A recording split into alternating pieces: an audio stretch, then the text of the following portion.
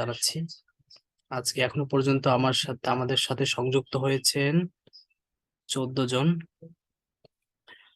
কেউ একজন বলেন দেখি আমার কথা শোনা যাচ্ছে কিনা? জি, শোনা যাচ্ছে ভাই, শোনা যাচ্ছে। আচ্ছা, আমি মাঝে মধ্যে আপনাদের রেসপন্স আশা করব। আপনাদেরকে কোনো কিছু বলতে বললে আপনারা একটু আমার সাথে একটু রেসপন্স করবেন, ঠিক আছে? আচ্ছা, আমরা আজকে যে প্রশ্নগুলো পড়বো সেই প্রশ্নগুলো একটু দেখে নেই।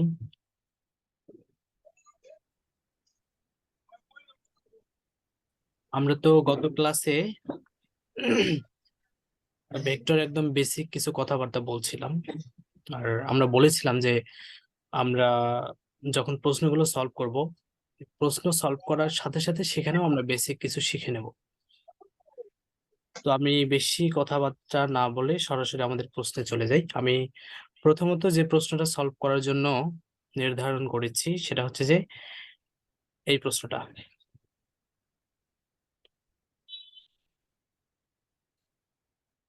দেখাও যে সামুদ্রিকের আয়তন স্কেলার ত্রিগুণনের সমান। সমাধানে আসি।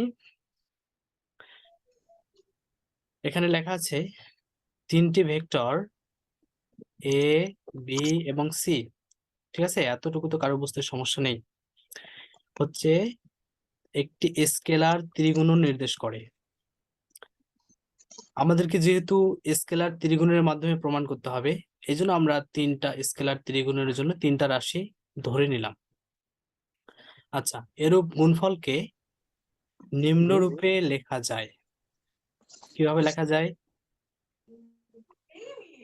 যে কোনো দুইজনকে ক্রস গুণে রেখে একজনকে ডট গুণন করতে হবে। এখানে বি ক্রস সি নেওয়া হয়েছে, আবার এর সাথে সেটাকে কি করা হয়েছে? ডট গুণন করা হয়েছে।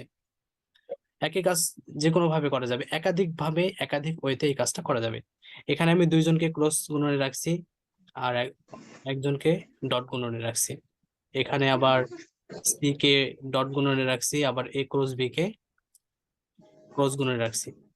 এই যে এখানে তিনটা পদ্ধতি, এভাবে এভাবে এভাবে যে কোনো ভাবেই আমাদের স্কেলার ত্রিগুণন করা যাবে।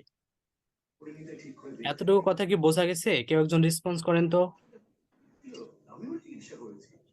আমি যতটুকু বললাম বোঝা গেছে কিনা কেউ একজন বলেন তো। ভাই সাউন্ড তো আসে অনেক আগে, কিন্তু ডিসপ্লে আসে অনেক পরে। ডিসপ্লে পরে আসতেছে? আচ্ছা, জি, যেটা দেখা বোঝা যাচ্ছে গেছে কিনা পরে আর বলেন। কি, বাট যে আমি কথা বোঝা যাচ্ছে। যতটুকু বললাম ততটুকু তো টপিকটা বোঝা গেছে, তাই না? জি আচ্ছা, ঠিক আছে। তাহলে এখন দেখি, আমি এটাই বলেছি যে এই যে এখানে একটা পদ্ধতি দেখানো আছে, এখানে একটা পদ্ধতি দেখানো আছে, এখানে একটা পদ্ধতি দেখানো আছে। এই তিনটা পদ্ধতির যে কোনো উপায়ে স্কেলার ত্রিগুণন করা যাবে। আর এই যে পদ্ধতিগুলা আমরা কিভাবে, কেন এরকম পদ্ধতি নিলাম, এটা আমরা ধীরে ধীরে সামনের দিকে বুঝবো আর কি। আচ্ছা, আবার এখানে লিখছি যে স্কেলার ত্রিগুণনকে এ বি সি এভাবেও প্রকাশ করা যায়, লিখেও প্রকাশ করা যায়। আচ্ছা, কে যেন কথা বলতেছেন, একটু মিউট করেন। আচ্ছা, এভাবে প্রকাশ করা হয়, তাই না?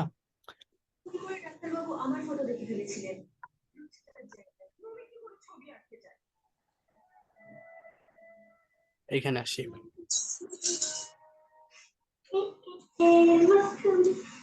সাউন্ড আসতে, নয়েজ আসতেছে, মিউট করেন। কে যেন গান গাওয়ার চেষ্টা করতেছেন, পরে হ্যাঁ, গেলেন। করছি। এই 1 কিলোমিটার দূরে হবে। আরো এভাবে সাউন্ড আসলে হবে না তো, মিউট করেন। 2 কিলোমিটার হইয়া একটা ছোট বাচ্চা কথা বলতেছে আরো কার 2 সাথে? কিলোমিটার। ভাই, ভাইয়া সবাই আনমিউট করে দিলে হয় না? যে সবাই প্রশ্ন করার আনমিউট তারপর করে ওই যে দিলে সমস্যা। চ্যাটের মধ্যে ইয়া করলো আমি বা হাত দিল, মাঝে মধ্যে একটু রেসপন্স আশা করছিলাম, ডিস্টার্ব, সবাইকে তো আনমিউট করলে সেই রেসপন্সটা পাওয়া যাবে না।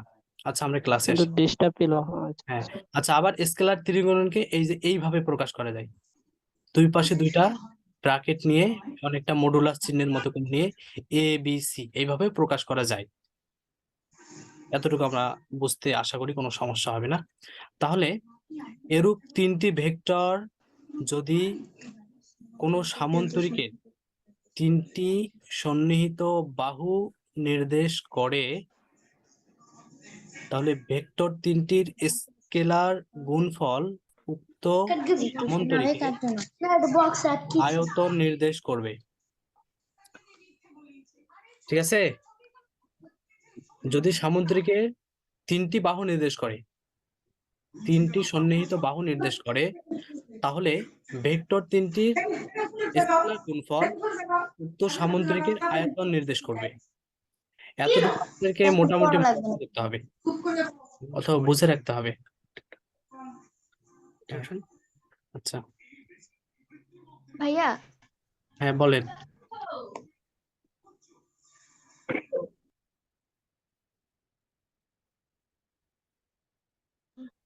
ভাইয়া ওই যে সবাইকে মিউট করে দেন, মিট করে দেওয়া কারোর প্রয়োজন হলে আনমিউট করে কথা বলবে। প্রসেসিং কাজটা করতেছি আমি। মিট হয়ে গেছে। আচ্ছা, তাহলে এতক্ষণে আমরা যে কটা শিখলাম এই যে এই জায়গাটাতে, এটা খুব সহজ সহজ ব্যাপার। সেটা হচ্ছে যে আমি আবারও রিপিট করতেছি যে তিনটা ভেক্টর যদি কোনো সামান্তরিকের সন্নিহিত তিনটি বাহু নির্দেশ করে, তাহলে এদেরকে যখন আমরা স্কেলার গুণফল এদের নেব তিনটা ভেক্টরের, তখন আয়তন নির্দেশ করবে। এই আয়তনটা কিভাবে নির্দেশ করবে, কেন নির্দেশ করবে, নিচের দিকে প্রমাণ করা আছে। তাহলে উপরেরটা শুধু মুখস্থ করতে হবে বা জেনে রাখতে হবে। আমরা নিচে এটার প্রমাণ দেখতেছি।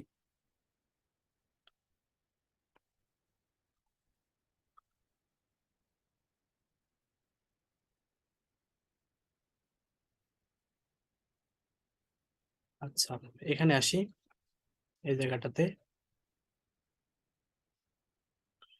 এই যে বি ও সি ভেক্টর দ্বয় সামান্তরিকের যে দুটি সন্নিহিত বাহু নির্দেশ করে, ওই বাহু দ্বারা গঠিত তলের ক্ষেত্রফলের মান হবে বি ক্রস সি।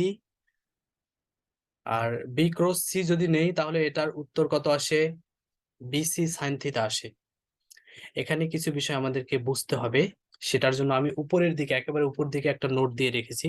আসলে এখানে যেটা বুঝতে হবে যে আমরা যখন ক্রস বি ক্রস সি দুইটা জিনিস গুণ করব, এরকম ক্রস গুণনের সাথে আসলে সামান্তরিকের কি রিলেশন, সামান্তরিককে কেন বোঝাতে হবে, এটার জন্য আমি উপরে একটা নোট দিয়ে রাখছি। সেই নোটটা থেকে একটু ঘুরে আসি, তাছাড়া কিন্তু বোঝা যাবে না।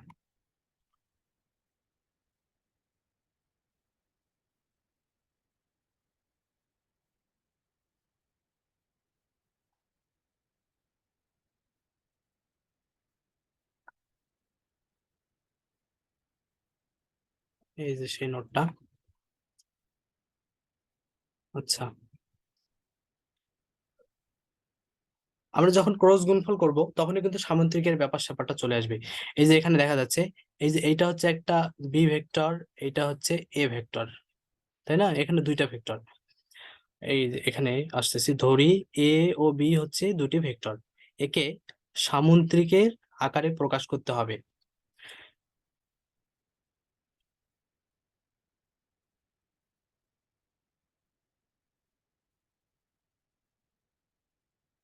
আচ্ছা, আমার কথা কি শোনা যাচ্ছে? কেউ একজন রেসপন্স করেন তো, কেউ একজন আনমিউট করে বলেন তো শোনা যাচ্ছে কিনা। জি ভাইয়া, আচ্ছা, ঠিক জি আছে। ভাইয়া শুনতে পারতেছি। এই যে এখানে একটা, তাহলে আমাদের কাঙ্ক্ষিত ভেক্টর কোনটা কোনটা ছিল? এই যে এটা একটা ছিল, এটা হচ্ছে বি ভেক্টর, এদিকে ছিল এ ভেক্টর। তাহলে আমরা দুই দিকে দুইটা ভেক্টর নিলাম শুরুতে। ভেক্টর নেওয়ার পর এখানে আমরা একটা লম্ব টেনে নিলাম, লম্ব টেনে নিলাম। তাহলে এটা যদি লম্ব টেনে নেই, তাহলে একটা ত্রিভুজ অঙ্কিত হয়েছে না, সমকোণী ত্রিভুজ। এই যে এটা, এটা একটা সমকোণী ত্রিভুজ অঙ্কিত হয়েছে। আচ্ছা, সমকোণী ত্রিভুজে আমরা এখন যদি এই যে ত্রিভুজ ও থেকে কিউ, কিউ থেকে এক্স, এই যে একটা সমকোণী ত্রিভুজ, এই ও কিউ এক্স এ আমরা যদি সাইন থিটা নেই, তাহলে সাইন থিতা কোন কোন অনুপাত?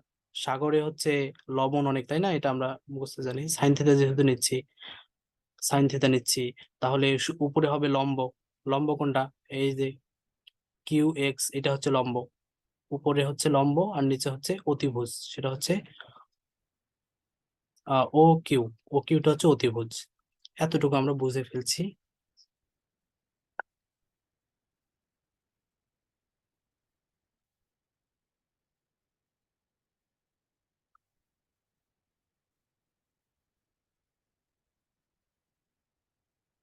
আচ্ছা, এখানে যাই।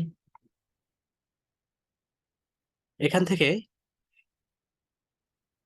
আমরা যদি কিউ এক্স এর মানটা শুধু বের করি আর বাকি ও কিউ কে আমি পক্ষান্তর করছি, তাহলে কি হবে? ও কিউ সাইন থিতা হবে। আবার চিত্রে খেয়াল করো, ও কিউ এর পরিবর্তে কিন্তু বি বসানো যায়। আর সাইন থিতা আগে থেকেই ছিল, যেহেতু এই যে এখানে লিখে দিচ্ছে ও কিউ ইকুয়াল বি। তাহলে কিউ এক্স এর মান হচ্ছে বি সাইন থিতা। আবার সম্পূর্ণ সামুদ্রিকের কথা যদি আমরা চিন্তা করি, সেক্ষেত্রে ওপি হচ্ছে একটা রেখা, নিচের যে ভেক্টরটা সেটা ছিল, আর কিউ এক্স হচ্ছে সেটার উচ্চতা। ওপি ছিল কি? ওপি ছিল ভূমি, আর নিচের কিউ এক্স হচ্ছে উচ্চতা। আমরা জানি যে কোনো সামুদ্রিকের ভূমি আর উচ্চতা যদি গুণ করা হয় তাহলে ক্ষেত্রফল পাওয়া যায়। ঠিক আছে? এই কিউ এক্স এর মান ছিল, একটু আগে আমরা বের করছিলাম b sine theta, q x এর পরিবর্তে বি সাইন থিতা বসানো হলো। আর ওপি যেটা ওখানে ভূমি ছিল, ওপিটা কিন্তু এ ভেক্টর ছিল, জাস্ট মানগুলো বসানো হলো। এখানে বলে দেওয়া আছে যে ওপি ইকুয়াল এ, আবার q x equal b sine theta, যেটা আমরা একটু আগে নির্ণয় করেছি। আচ্ছা, এতটুকু যে কথা বললাম, এতটুকু বোঝা গেছে কি? কেউ একটু একজন বলেন তো জি রেসপন্স ভাইয়া, জি। করলে। আচ্ছা, ঠিক আছে। যদি বোঝা যেয়ে থাকে তাহলে আমরা নিচে যাই।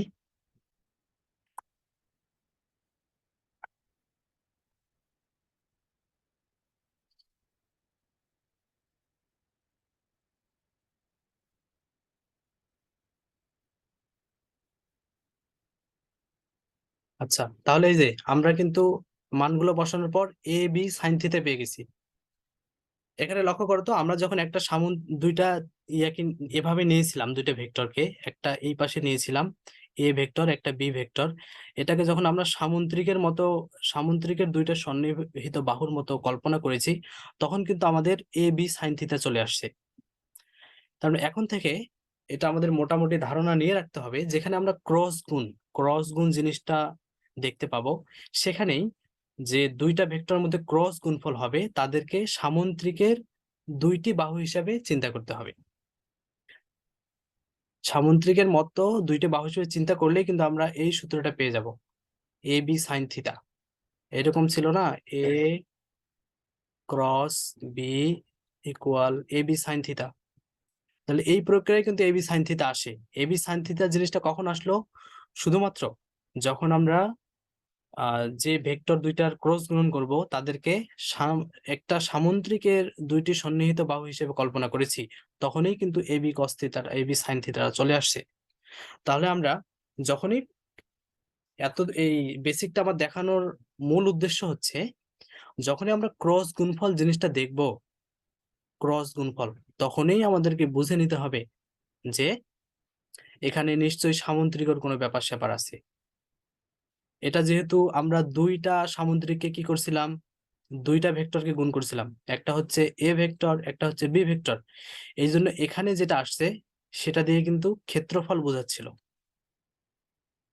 আর আজকে আমরা যে প্রশ্নটা নিয়েছি সেটা হচ্ছে তিনটা ভেক্টর নিয়েছি, তাহলে দুইটা ভেক্টর যদি ক্ষেত্রফল নির্দেশ করে, তাহলে তিনটা ভেক্টর যদি গুণ করতে পারি তাহলে কিন্তু সেখানে আয়তন বোঝাবে। এটা আমরা কমন সেন্স দিয়ে বুঝে ফেলতে পারি।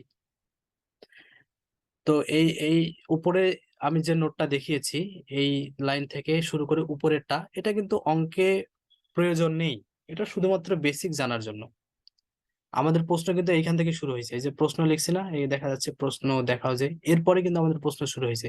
আর উপরের অংশটা শুধুমাত্র বেসিক জানার জন্য। আমার কি এতটুকু কথা বোঝা গেছে? কেউ একজন রেসপন্স করেন এর মধ্যে, এতটুকু বোঝা গেছে কিনা? রেসপন্স না করলে আসলে আমি বুঝতে পারতেছি না যে আসলে আমাকে আরো বলতে হবে কিনা বা কারো সমস্যা থেকে গেল কিনা। একটু বলেন দেখি। জি ভাইয়া, বুঝতে পারছি। আচ্ছা, ঠিক আছে, তাহলে পরবর্তীতে যাই। আচ্ছা, আমরা এই পর্যন্ত আসছিলাম, তাই না? এটা আমি বলছিলাম যে কিভাবে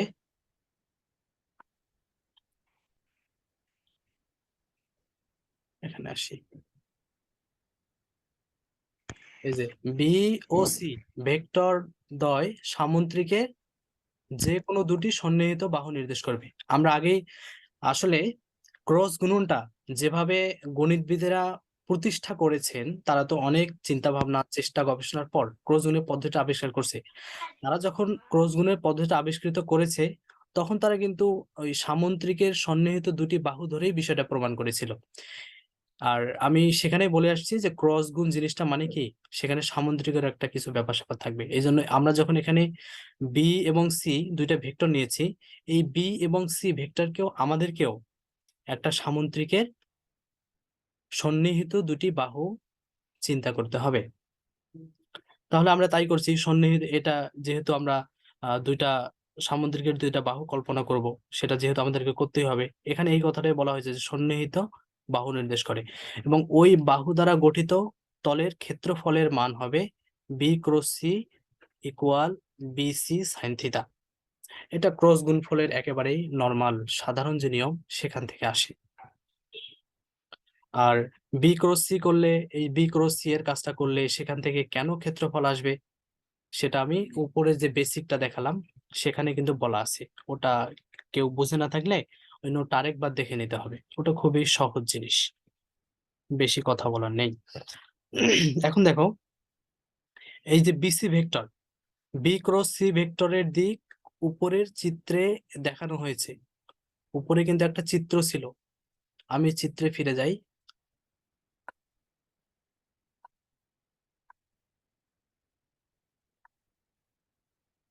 এই যে চিত্র, ঠিক আছে, এই যে উপরে যে এটা দেখা যাচ্ছে, এই যে এইটা, এইটা হচ্ছে বি ক্রস সি ভেক্টরের দিক, যেটা হচ্ছে এই যে ইটা ক্যাপ, এই যে ইটা ক্যাপ, এই চিহ্ন দিয়ে দেখানো হচ্ছে। তাহলে আমরা এই চিত্রটাকে আমাদের প্রমাণের স্বার্থে এই চিত্রটা প্রয়োজন, এই চিত্রটাকে এঁকে নিয়েছি, এবং এই চিত্রে যে বৈশিষ্ট্যগুলো দেয়া আছে সেই বৈশিষ্ট্যের আলোকে কিন্তু আমরা আমাদের এই প্রমাণটা করব। তাহলে এখানে বি ক্রস সি ভেক্টরের মান কোথায় দেওয়া আছে, এই যে উপরের দিকে, এই যে এই দিকে ইটা ক্যাপ, ইটা ক্যাপের মান উপরের দিকে দেওয়া আছে, সেটাই কিন্তু বলছে। আচ্ছা, এখানে আমি একটা বিষয় বুঝিয়ে দেই, তারপর আমরা নিচের দিকে যাচ্ছি। এই যে এই চিত্রটা না, আপনাদের যাদের ব্যতিক্রম সাজেশন আছে, এই প্রশ্নটা ব্যতিক্রম সাজেশন থেকেই আমি নিয়েছি মূলত। সেখানে অল্প কয়েকটা জায়গায় একটু সংশোধনী ছিল, মিস্টেক ছিল, সেগুলো আমি এখানে সংশোধন করেছি, তবে ম্যাক্সিমামটা ওদের ওখান থেকে আমি নিয়েছি। এই চিত্রটা ওখানে সুন্দর করে দেওয়া আছে, এখানে একটু বুঝতে কষ্ট হলে আপনাদের যে ব্যতিক্রম সাজেশনটা আছে, সেই ব্যতিক্রম সাজেশনে যে উত্তর দেয়া আছে সেখান থেকে দেখে নিতে হবে। এখানে শুধু এই বিষয়টা বলে রাখি, এই বিষয়টা, এই চিত্রটা হচ্ছে, এই চিত্রটা হচ্ছে মূল চিত্র, আর এই চিত্রটা আমি পরবর্তীতে নিয়ে এসেছি শুধুমাত্র বোঝানোর জন্য। এই চিত্রটা শুধু বুঝে ফেললেই হয়ে যাবে, এটার আর দরকার নেই। এই চিত্রটা মূল চিত্র, এটা লাগবে, আর এটা শুধু আমরা বোঝার কাজে ইউজ করব। আচ্ছা, এখানে দেখি, এখানে আমাদের এই এই ভেক্টরটাকে ধরে নেওয়া হয়েছে এ ভেক্টর, এইটাকে একটা ভেক্টর ধরা হয়েছে, এবং এই যে সামুদ্রিকটার উচ্চতা সেটাকে কি ধরা হয়েছে, এইচ ধরা হয়েছে। এতটুকু বোঝা গেছে কিনা কেউ একজন রেসপন্স করেন তো। এখানে আমি যেটা বললাম এতটুকু বোঝা গেল কিনা? ভাই আর একবার বলবেন দয়া করে? আচ্ছা, ঠিক আছে, আরেকবার বলতেছি। সেটা হচ্ছে হ্যাঁ। এই যে সামুদ্রিকের আমরা বলছি যে যেখানে ক্রস গুণফল দেখবো সেটাকে কিন্তু আমরা সামুদ্রিকের বাহু কল্পনা করব। তাহলে এখানে এই যে এইটা হচ্ছে সামুদ্রিকের একটা বাহু, এটাকে একটা ভেক্টর ধরা হয়েছে, আবার এটা হচ্ছে সামুদ্রিকের একটা বাহু, সেটাকেও আমাদের একটা ভেক্টর ধরা হয়েছে। এবং এই সামুদ্রিকটার যে উচ্চতা সেটাকে কি ধরা হয়েছে, সেটাকে এইচ ধরা হয়েছে।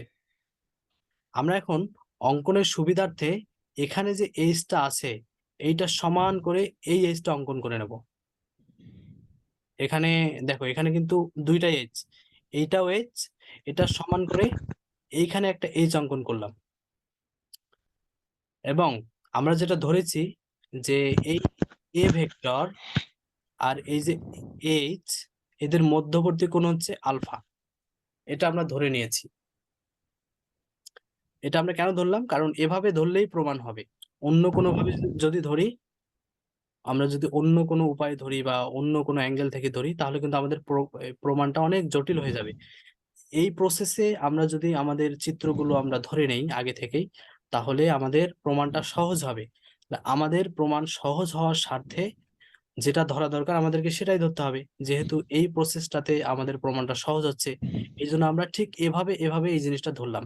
কি কি ধরলাম আমি আবার বলতেছি। এই উচ্চতাটাকে এইচ ধরেছি, এরপর এই এইচ এর সমান করে এখানে একটা এইচ নিয়েছি, এরপর হচ্ছে এই যে এখানে যে আমরা এইচ ধরে নিলাম, এই এইচ এর সাথে এখানকার যে এ ভেক্টর, এদের মধ্যবর্তী কোণকে আলফা ধরে নিলাম। ঠিক আছে, এতটুকু বোঝা গেছে? জি। আচ্ছা, এতটুকু যে বোঝা গিয়ে থাকে, আমরা এখন এই ত্রিভুজটার কথা চিন্তা করি। এই যে এই যে একটা, এই যে একটা, এটা একটা সমকোণী ত্রিভুজ হয়েছে না? হুম। এখানে যদি আমরা কজ আলফা প্রয়োগ করি, কজ, যেহেতু এই কোণটা আমরা আলফা ধরে নিয়েছি, এখানে যদি আমরা কজ অনুপাতের মান বের করতে চাই, তাহলে কি হবে? তাহলে ওই যে সেই বিখ্যাত সূত্র কবরে ভূত অনেক, তাই না? এটা হচ্ছে ভূমি হচ্ছে এইচ, এই যে এইটা হচ্ছে ভূমি, এইটা ভূমি, কারণ এর সাথে কোণ আছে। কোণ যার সাথে থাকবে সেটা কিন্তু ভূমি হয়, এইটা ভূমি হবে, কারণ এই যে আলফাটা এর সাথে আছে। আর এটা হচ্ছে অতিভুজ, এই যে এটা হচ্ছে অতিভুজ। তাহলে আমাদের কজের যে অনুপাত, cos theta cos alpha equal ভূমি বাই অতিভুজ। এখান থেকে আমরা যদি শুধু এইচ এর মান বের করতে চাই, তাহলে কি বের হবে? এ কস থিটা বের হবে। এইচ একস ইকুয়াল, আলফা। শুধু পক্ষান্তর করে দিলাম, এই এটাকে এখানে পক্ষান্তর করে দিছি। তাহলে এইচ ইকুয়াল এ কস থিটা, এই ব্যাপারটা একটু মনে রাখতে হবে। ঠিক আছে, শুধু হুম। এই বিষয়টা মনে রাখতে হবে, এইচ ইকুয়াল এ কস থিটা। কিভাবে পাইলাম? এই চিত্র থেকে আমরা পাইছি। আর এই চিত্রটা এভাবে কেন নিলাম, অনেকের মনে প্রশ্ন থাকতে পারে, আমরা তো ভিন্নভাবে নিতে পারতাম। সে ব্যাপারটা আমি বলেছি আর কি, আসলে এভাবে সহজ হয় তাই নিয়েছি। একটা প্রমাণ বহুভাবে করা যায়, অনেক গণিতবিদ বিভিন্ন ভাবে করে, তা আমরা এইভাবে করেছি। আমরা চাইলেও, আমাদের কারো যদি বেসিক ক্লিয়ার থাকে, আমরা অন্যভাবে করতে পারি, কিন্তু আমরা এইটা আমার কাছে সহজ মনে হয়েছে, আমি এইভাবে নিয়েছি। আর এইভাবে করার পর সাধারণ নিয়মে আমরা এইচ এর একটা মান বের করছি, এইচ ইকুয়াল এ কস আলফা। এইটা শুধু একটু মনে রাখতে হবে, কারণ একটু পরে গিয়ে এটার একটু কাজে লাগবে আমাদের। আমি নিচে যাচ্ছি, যে কিভাবে আসলো। আচ্ছা,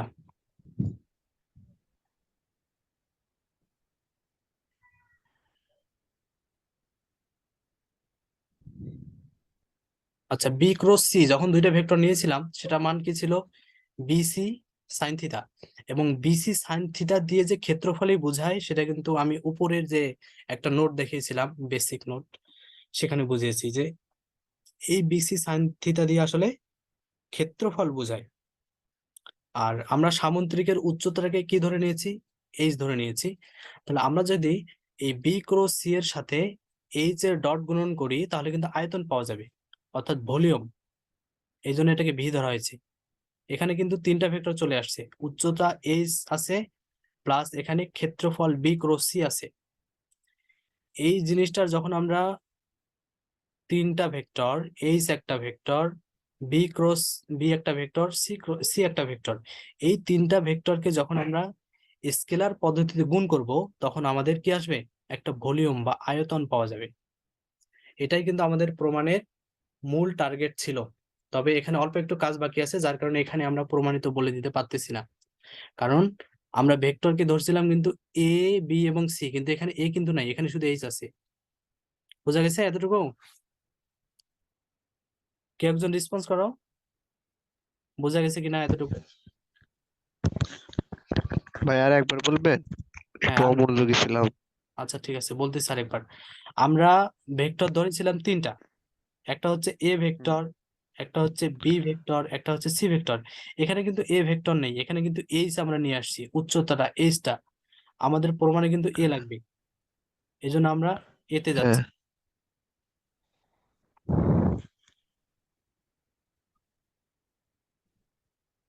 আচ্ছা, এটা একটু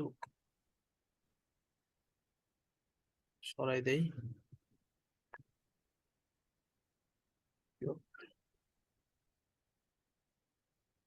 ওকে, এটা গেছে।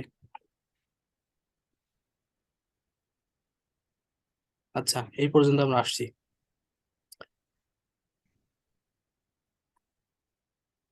এখানে দেখো, কিন্তু এইচ, যেটাকে আমরা উচ্চতা ধরে নিয়েছিলাম, সামুদ্রিকের উচ্চতা, এবং যেটা বি ক্রস সি এর যে দিকটা, সেটাকে আমরা ইটা ক্যাপ ধরে নিয়েছিলাম, এদের মধ্যবর্তী কোণ আলফা ধরে নিয়েছিলাম। আমি কিন্তু ওই চিত্রতে বলেছি, এবং ওই চিত্র থেকেই এইচ ইকুয়াল এ কস আলফা কিভাবে আসে সেটা আমি মনে রাখতে বলেছিলাম। এতটুকু মনে রাখলে আমাদের অঙ্কটা শেষ। তাহলে সামুদ্রিকের আয়তন কত হবে? এই যে এই অনুসারে, যেহেতু এটা হচ্ছে পুরোটাই সামুদ্রিকের, এটা হচ্ছে একটা স্কেলার ত্রিগুণন, এটার মাধ্যমে আয়তন আসবে, তাহলে এখানে এই যে এইচ এর মান কি বের হয়েছিল, এ কস থিটা বের হয়েছিল, এখানে জাস্ট এইচ এর মান এ কস থিটা বসিয়ে দিলাম। আর এই বি ক্রস সি এর মান আসে হচ্ছে বিসি সাইন থিটা। এতটুকু আমরা পেয়ে গেলাম। তাহলে আমাদের এখন কিন্তু এ চলে আসছে, এই যে এখানে আসছে এ কস আলফা, এখানে আসছে বি সাইন থিটা। এখন দেখো পরের লাইনে কি করতেছি, এখানে এ কস আলফা আছে, আর বি সি সাইন থিটা এর পরিবর্তে বি ক্রস সি লেখা যায়। এই যে এখানে দেখো, এই বি ক্রস সিও যে কথা, আবার B C sine theta same কথা। তাহলে এই এই পক্ষের পরিবর্তে এই পক্ষ লেখা যাবে। কেন লেখা যাবে? কারণ এরা ইকুয়াল, ইকুয়াল থাকলে এই পাশের অংশ ইকুয়াল এই পাশের অংশ লেখা যাবে। তাহলে বি ক্রস সি এর পরিবর্তে মানে বিসি সাইন থিটা এর পরিবর্তে আমরা বি ক্রস সি লিখতে পারি। তাহলে এখানে যে বি ক্রস সি ছিল, বি ক্রস সি এর পরিবর্তে আমরা বিসি সাইন থিটা লিখে দিলাম। আর এইচ এর একটা মান বের করেছিলাম, আমি তখন বললাম মনে রাখতে যে কিভাবে এইচ ইকুয়াল এ কস আলফা আসে, সেটা মনে রাখতে বলেছিলাম। তাহলে এখানে এইচ এর মান বসিয়েছি, এতটুকুই কাজ করেছি এখানে, আর কোনো কাজ করিনি।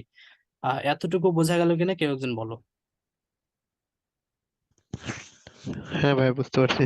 আচ্ছা, ঠিক আছে, তাহলে আর একটু নিচে দিকে যাই। আচ্ছা, এখানে কি করলাম, এই যে এই কজ এর পরিবর্তে ডট লেখা হলো। কজের পরিবর্তে কেন ডট লেখা যায় এখানে খেয়াল করো। আসলে ডট গুণনের যে নিয়ম, ডট গুণনের নিয়ম অনুসারে কজ আলফা এর পরিবর্তে ডট জিনিসটা লেখা যায়। কেননা এই যে যখন আমরা এ ডট বি ছিল, যখন এটাকে আমরা যে সূত্রের নিয়ম ছিল সেটাতে যখন প্রয়োগ করলাম, সেটা কি হলো, এ বি কস থিটা হয়ে গেল।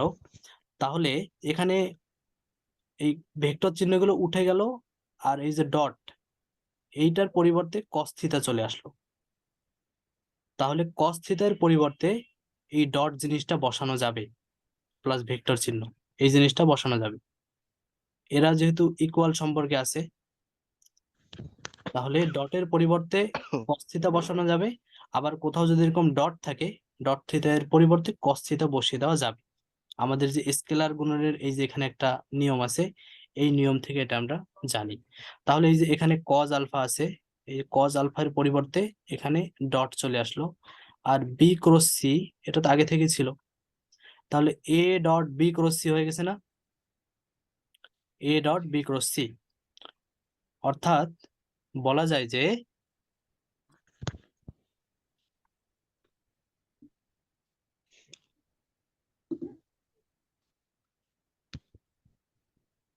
হ্যাঁ, অর্থাৎ বলা যায় যে কোনো ভেক্টরের, কোনো তিনটি ভেক্টরের স্কেলার গুণফল দ্বারা সামুদ্রিকের আয়তন নির্দেশিত হয়। এতটুকু লিখলে শেষ, আমাদের প্রমাণ শেষ হয়ে যাবে।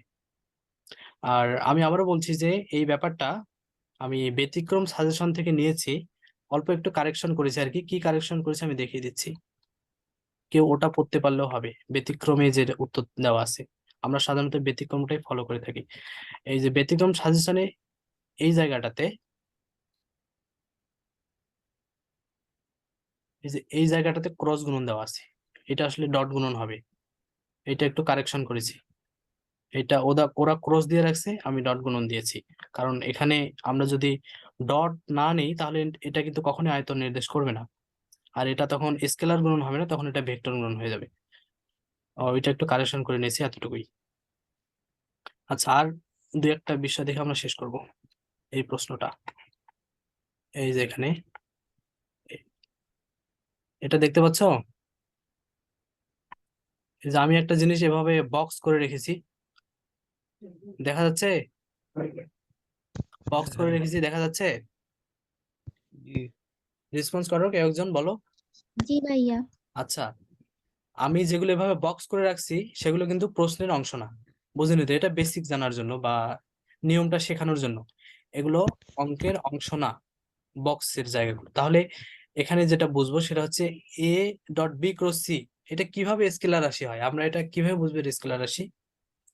তাহলে আমাদের নিয়মে আসি, এই যে এ যেটা সেটা এর মতোই থাকলো, আর বি ক্রস সি এর পরিবর্তে আমরা বিসি সাইন থিটা লিখতে পারি, কিন্তু এখানে একটা একক ভেক্টর চলে আসবে, কিন্তু এটাকে বলা হচ্ছে ইটা ক্যাপ। এটা ক্রস গুণফলের স্বাভাবিক যে নিয়ম, যেটা আমরা বহুদিন থেকে পড়ে আসতেছি ইন্টারমিডিয়েট থেকে, সেটার নিয়ম অনুসারে লেখা যায় B cross C equal BC sine theta, আর দিক নির্দেশক একটা একক ভেক্টর চিহ্ন আসবে। তাহলে এখানে কে কে ভেক্টর, এই জায়গাটাতে এই যে এ হচ্ছে একটা ভেক্টর, আর এই যে ইটা এটা একটা ভেক্টর, আর বিসি সাইন থিটা এটা কিন্তু স্কেলার। ঠিক আছে, আমি পরের লাইনে ভেক্টর যারা যারা তাদেরকে পাশাপাশি লিখছি, জাস্ট সাজিয়ে লিখছি। এ আর ইটা ছিল ভেক্টর, তাদেরকে পাশাপাশি লিখছি, আর বিসি সাইন থিটা এটা হচ্ছে স্কেলার, একে এক পাশে রাখছি। তাহলে দেখো, এইটা হচ্ছে দুইটা ভেক্টর, এই দুইটা ভেক্টরে যদি ডট গুণন করা হয় তাহলে কিন্তু একটা স্কেলার প্রোডাক্ট আসে। ঠিক আছে, আচ্ছা, আর এটা তো আগে থেকে স্কেলার ছিল, এটা তো আগে থেকে স্কেলার ছিল, এখানে দুইটা ভেক্টরের ডট গুণন থেকে স্কেলার আসছে, তাহলে স্কেলার ইনটু স্কেলার, স্কেলার রাশি কিন্তু আসবে। এই জন্য এই যে A cross A dot B cross C এটা একটা স্কেলার নির্দেশ করতেছে, তাহলে এটা ঠিক এই প্রসেসে এটা স্কেলার হয়ে যায়। আমার এতটুকু কথা বোঝা গেছে? কেউ রেসপন্স করো তো। জি ভাইয়া, বুঝতে পারছি। আচ্ছা, ভাইয়া এই নিচের ভাইয়া ভাইয়া নিচেরটা একটু বুঝাই দেন তো, মানে এতে এখানে। এখানে এখানে এই যে এইটা না না না, তার এটা এটা নিচেরটা। এটা বুঝাবো। হ্যাঁ হ্যাঁ, আচ্ছা, একটু এখানে আমি কি করেছি, এই যে এইটা একটা সাদাই লিখছেন। এই যে এইটা একটা ভেক্টর, এইটা একটা ভেক্টর, এই যে ইটা ক্যাপ এটা একটা ভেক্টর, আগে ভেক্টরদেরকে হুম লিখছি পাশাপাশি, আর স্কেলারটাকে এক পাশে পাঠিয়ে দিয়েছি, এটা জাস্ট সাজানো, লাইনটাকে সাজিয়ে লিখেছি, ভেক্টর দুইজন হুম সাথে আর স্কেলার এক পাশে সাজিয়ে লেখা হয়েছে। তাহলে এই দুইটা ডট গুণন করলে এখান থেকে ফলাফল কি আসবে, দুইটা ভেক্টরের ডট গুণফল, সেখান থেকে একটা স্কেলার প্রোডাক্ট আসবে। আমরা তো আগেই জানি ডট গুণন করলে সেখান থেকে স্কেলার আসে, আর এটা তো আগে থেকে স্কেলার ছিল, এই যে বিসি সাইন থিটাটা আগে থেকে স্কেলার ছিল, তাহলে এইটাও স্কেলার আসলো, এইটাও স্কেলার আসলো, এইটাও স্কেলার আসলো, তাহলে এদের যে চূড়ান্ত ফলাফল সেটা তো অবশ্যই একটা স্কেলার রাশি হচ্ছে।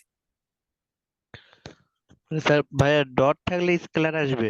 হ্যাঁ, ডট গুণন করলে সেখান থেকে স্কেলার রাশি আসবেই, একটা এটাই আসবে, হচ্ছে হ্যাঁ। ডট গুণনের নিয়ম।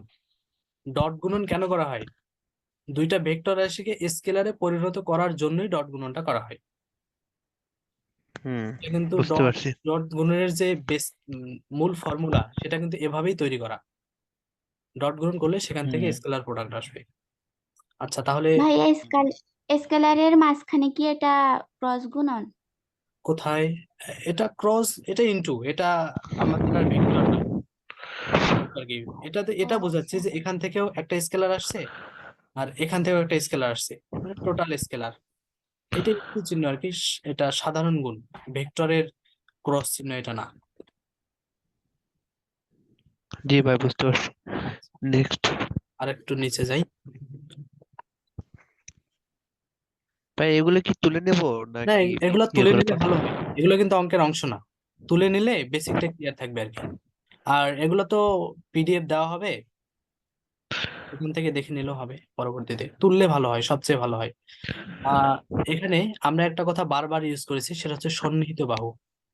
সন্নিহিত বাহুটা বারবার ইউজ করছে, তাহলে সন্নিহিত বাহুটা কি সেটা একটু বুঝতে হবে। এটা জন্য আমি একটু লিখে রেখেছি, যদি দুইটি বাহু মিলে কোণ তৈরি হয় তাহলে বাহুদ্বয়কে পরস্পরের সন্নিহিত বাহু বলে। এই যে এইটা একটা বাহু আছে না?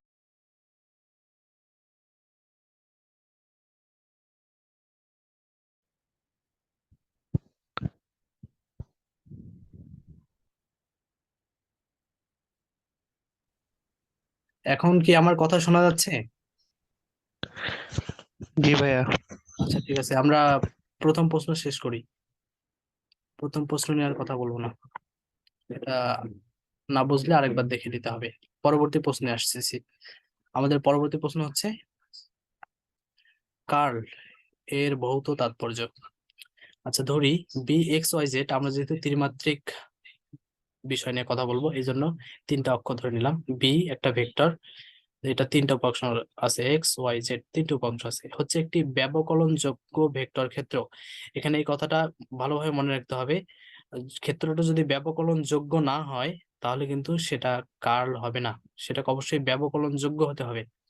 ব্যবকলনযোগ্য কখন হয়, কিভাবে হয়, এ ব্যাপারে ফিজিক্সে খুব বেশি জানার সুযোগ নেই, এটা ম্যাথের ব্যাপার। এটা ক্যালকুলাস 1, ক্যালকুলাস 2 এই বিষয়গুলোতে বিস্তারিত আলোচনা আছে, কখন ব্যবকলনযোগ্য হয় কখন হয় না।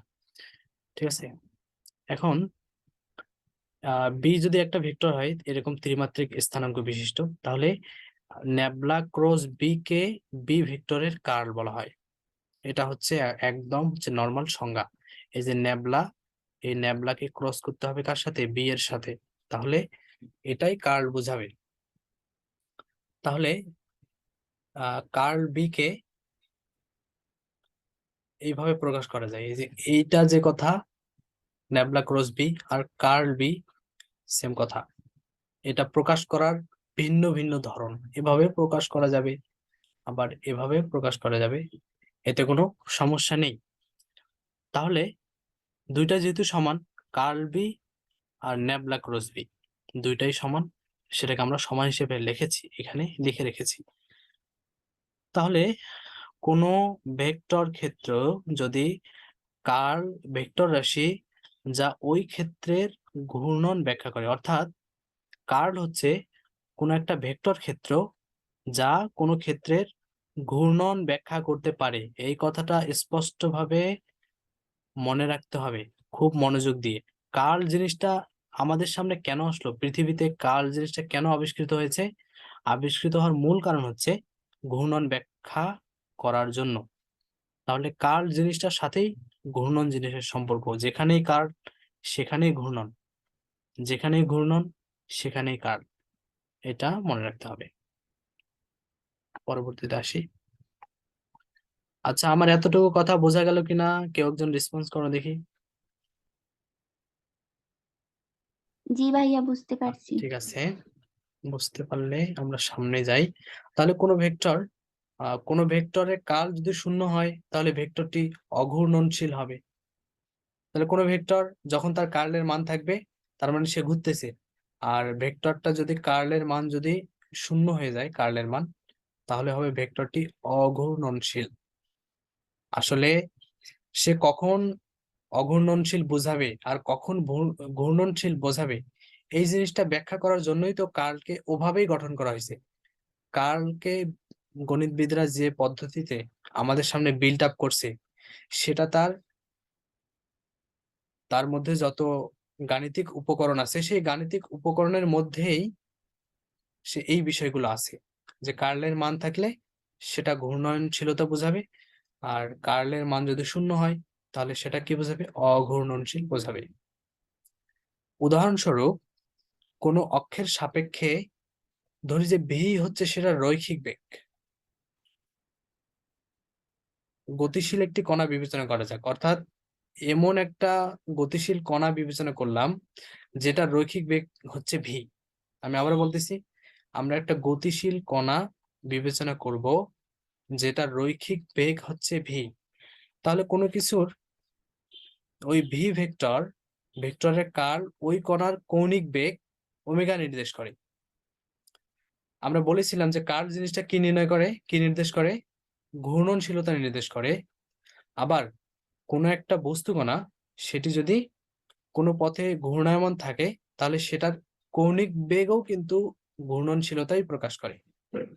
দেখো কৌণিক বেগ দিয়ে কি বোঝায়? যে বস্তুটা ঘুরতেছে, ঘূর্ণনশীলতা। আবার কার্ল ভি এটা দিয়ে কি বোঝায়? এটা দিয়ে ঘূর্ণনশীলতা বোঝায়। তাহলে দুইটাই কিন্তু সমান। ওই বস্তুকণার কৌণিক বেগ যা আর সেটার কার্ল ভি সেম কথা, একই জিনিস, এই জন্য দুইটা ইকুয়াল লেখা যায়। অতএব ওমেগা ইকুয়াল কার্ল ভি লেখা যায়। এটা কেন লেখা যায়? কারণ ওই জিনিসটা তো ওভাবেই তৈরি করা, এই জন্য লিখতে কোনো সমস্যা নেই, এভাবে লেখা যাবে। এতটুকু বোঝা গেল কিনা কেউ একজন রেসপন্স করো, তাহলে আমার বলতে সুবিধা হবে। বোঝা গেছে?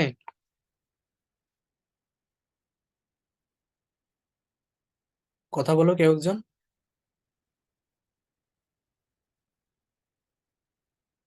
জি ভাইয়া, বুঝেছি। আচ্ছা ঠিক আছে, এটা তো বলেছি। আমরা এখন এখানে আসি। এই যে অর্থাৎ ওমেগা ইকুয়াল কার্ল ভি, এতটুকু হয়েছে।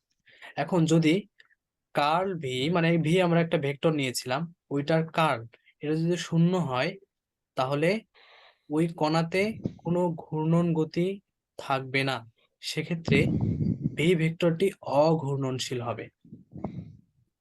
এটাই হচ্ছে কার্লের ভৌত তাৎপর্য। ভৌত কথাটার অর্থ কি এটা কারো জানা আছে? যে একটা এরকম শব্দ ভৌত, ভৌত ব্যাপারটার সাথে আহ যার শারীরিক অস্তিত্ব আছে সেটাকে কিন্তু ভৌত বিষয় বলা হয়। ভৌত বিজ্ঞান কি? ভৌত বিজ্ঞান হচ্ছে যে বিজ্ঞানের যে বিষয়গুলো যেগুলোর শারীরিক উপস্থিতি আছে, ধরে ছুঁয়ে দেখা যায়, এ জাতীয় জিনিসগুলোকে বলা হয় ভৌত বিজ্ঞান। তাহলে কাল জিনিসটা এটা দিয়ে কি বোঝায়? একটা জিনিসের যে ঘূর্ণনশীলতা আছে বা নেই, এটার কিন্তু শারীরিক উপস্থিতি আছে। বস্তু একটা থাকতে হবে, তারপর না সেটা ঘুরতেছে বা না ঘুরতেছে সেটা বোঝা যাবে, তার আগে তো বোঝা যাবে না। এই জন্য সেটা যেহেতু ভৌত তাৎপর্য হচ্ছে সেটাই, যে ওই যে বস্তুটা, যেটা বস্তুকে আমরা কল্পনা করেছি সেটা ঘুরতেছে না না ঘুরতেছে, কখন আমরা বুঝবো সে ঘুরতেছে আর কখন আমরা বুঝবো সে ঘুরছে না, এই ব্যাপারটাই হচ্ছে ভৌত তাৎপর্য। তাহলে কার্লের মান যখন থাকে তখন সে ঘূর্ণনশীল, আর কার্লের মান শূন্য হলে অঘূর্ণনশীল। এই যে সোজা দুইটা কথা, একেবারে সহজ দুইটা কথা, এই দুইটা কথাই হচ্ছে কার্লের ভৌত তাৎপর্যের মূল কথা। এই দুইটা বিষয় মনে রাখলেই আমরা মোটামুটি এই প্রশ্নটার উত্তর দিতে পারবো। আর আমি এই প্রশ্নটাও কিন্তু ব্যতিক্রম সাজেশন থেকে নিয়েছি, তোমরা চাইলেই ব্যতিক্রম সাজেশন থেকে দেখে নিতে পারো। ব্যতিক্রম সাজেশনে ঠিক এভাবেই বলা আছে। এখন কার্ল বিষয়টি আসলে কিভাবে ঘূর্ণন ব্যাখ্যা করে আমি জাস্ট একটু গল্প করে আজকের ক্লাস শেষ করব। কার্লের বিষয়টা, ঠিক আছে? আমি এটার জন্য ড্র করতে হবে আর কি।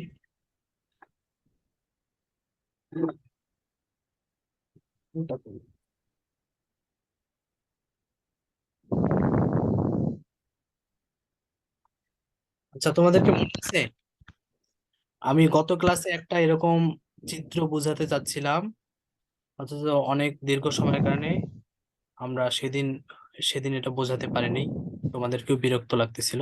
সেই বিষয়টা আজকে বুঝিয়ে আজকের ক্লাস শেষ করব। আমি বোঝানো শুরু করি কার্ল দিয়ে আসলে কি। মনে করো যে এইটা হচ্ছে একটা নদী, এইটা হচ্ছে নদীর এক ধার, আর এই পাশটা এটা হচ্ছে নদীর আরেক ধার। এখানে আমরা একটা গোলাকার একটা বস্তু রেখেছি, এরকম হতে পারে যে আগের দিনে ওই সিডি ড্রাইভ গুলো দেখতে কেমন ছিল, এরকম গোলাকার ছিল। এরকম গোলাকার একটা সিডি ড্রাইভ নদীতে পড়ে গেছে। সাধারণত এই নদীর যে কাছাকাছি অংশটা,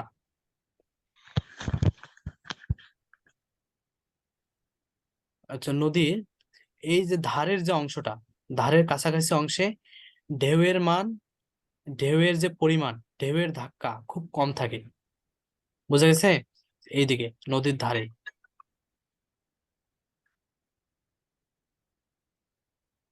আর মাঝামাঝি জায়গায় এরকম জায়গায় ঢেউয়ের ধাক্কা বেশি থাকে। তাহলে এটা ছিল একটা গোলাকার সিডি ড্রাইভ। এখানে এই দিক থেকে ঢেউটা জোরে ধাক্কা দিচ্ছে আর এদিক থেকে কম ধাক্কা দিচ্ছে। তাহলে এই জিনিসটা এই রোটেশনে ঘুরতে থাকবে না এইভাবে?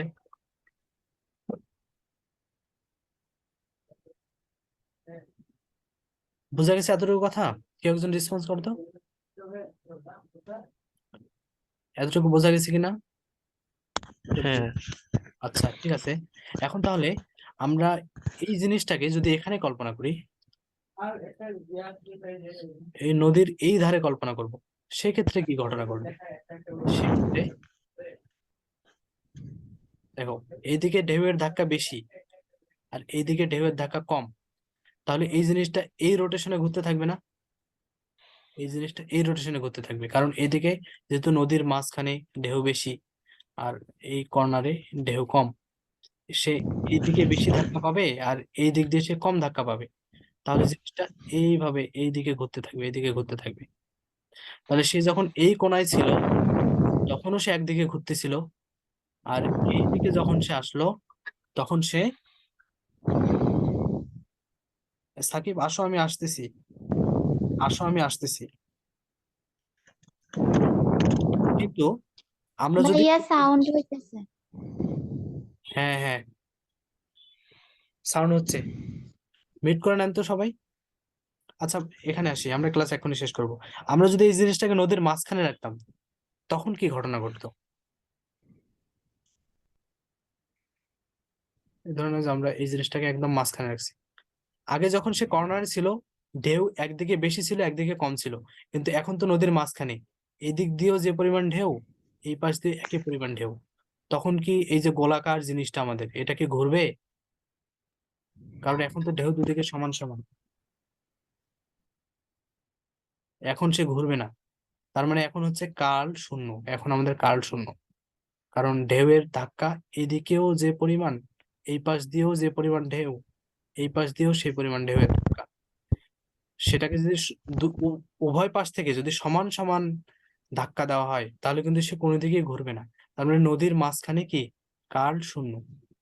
তাহলে এ ধরনের সমস্যা সলভ করার জন্যই কিন্তু কার্ল জিনিসটা আমাদের সামনে আসছে।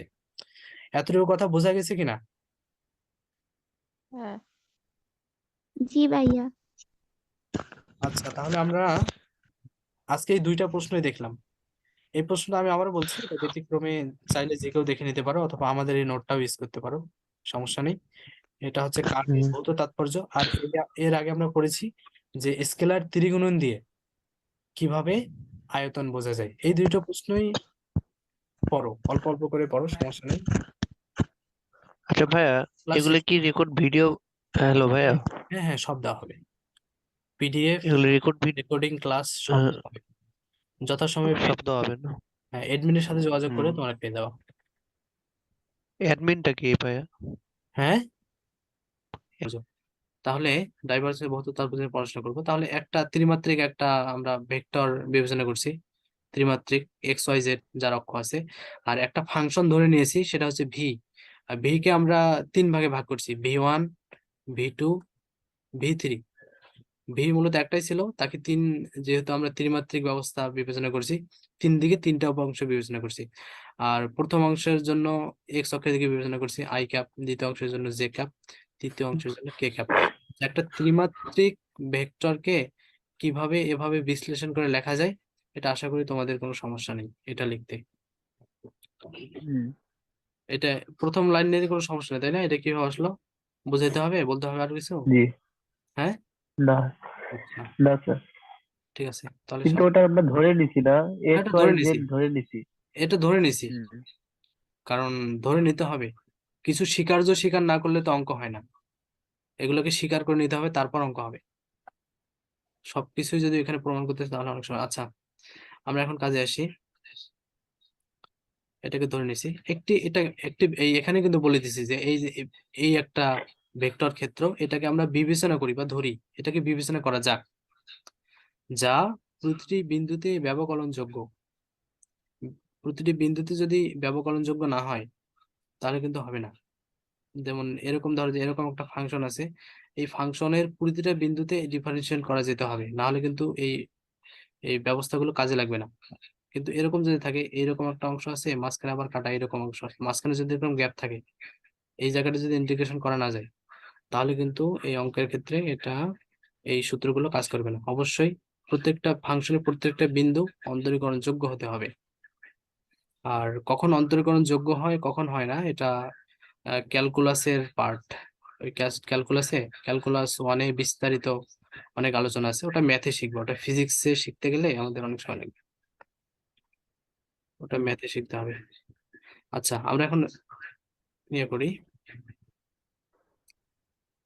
দেখো প্রতিটি বিন্দুতে ব্যবকলন এটা আমাদের বলে দিতে হবে, না হলে কিন্তু অঙ্কটা হবে না। সেজন্য যেটা হচ্ছে ন্যাবলা আর ভি, আমরা যেটাকে আমাদের ভেক্টর ফাংশন বিবেচনা করেছিলাম সেটার স্কেলার গুণফল মানে ডট গুণফল, ওই ক্ষেত্রের জন্য ডাইভারজেন্স বলে। এটা কিন্তু ডাইভারজেন্সের সংজ্ঞা।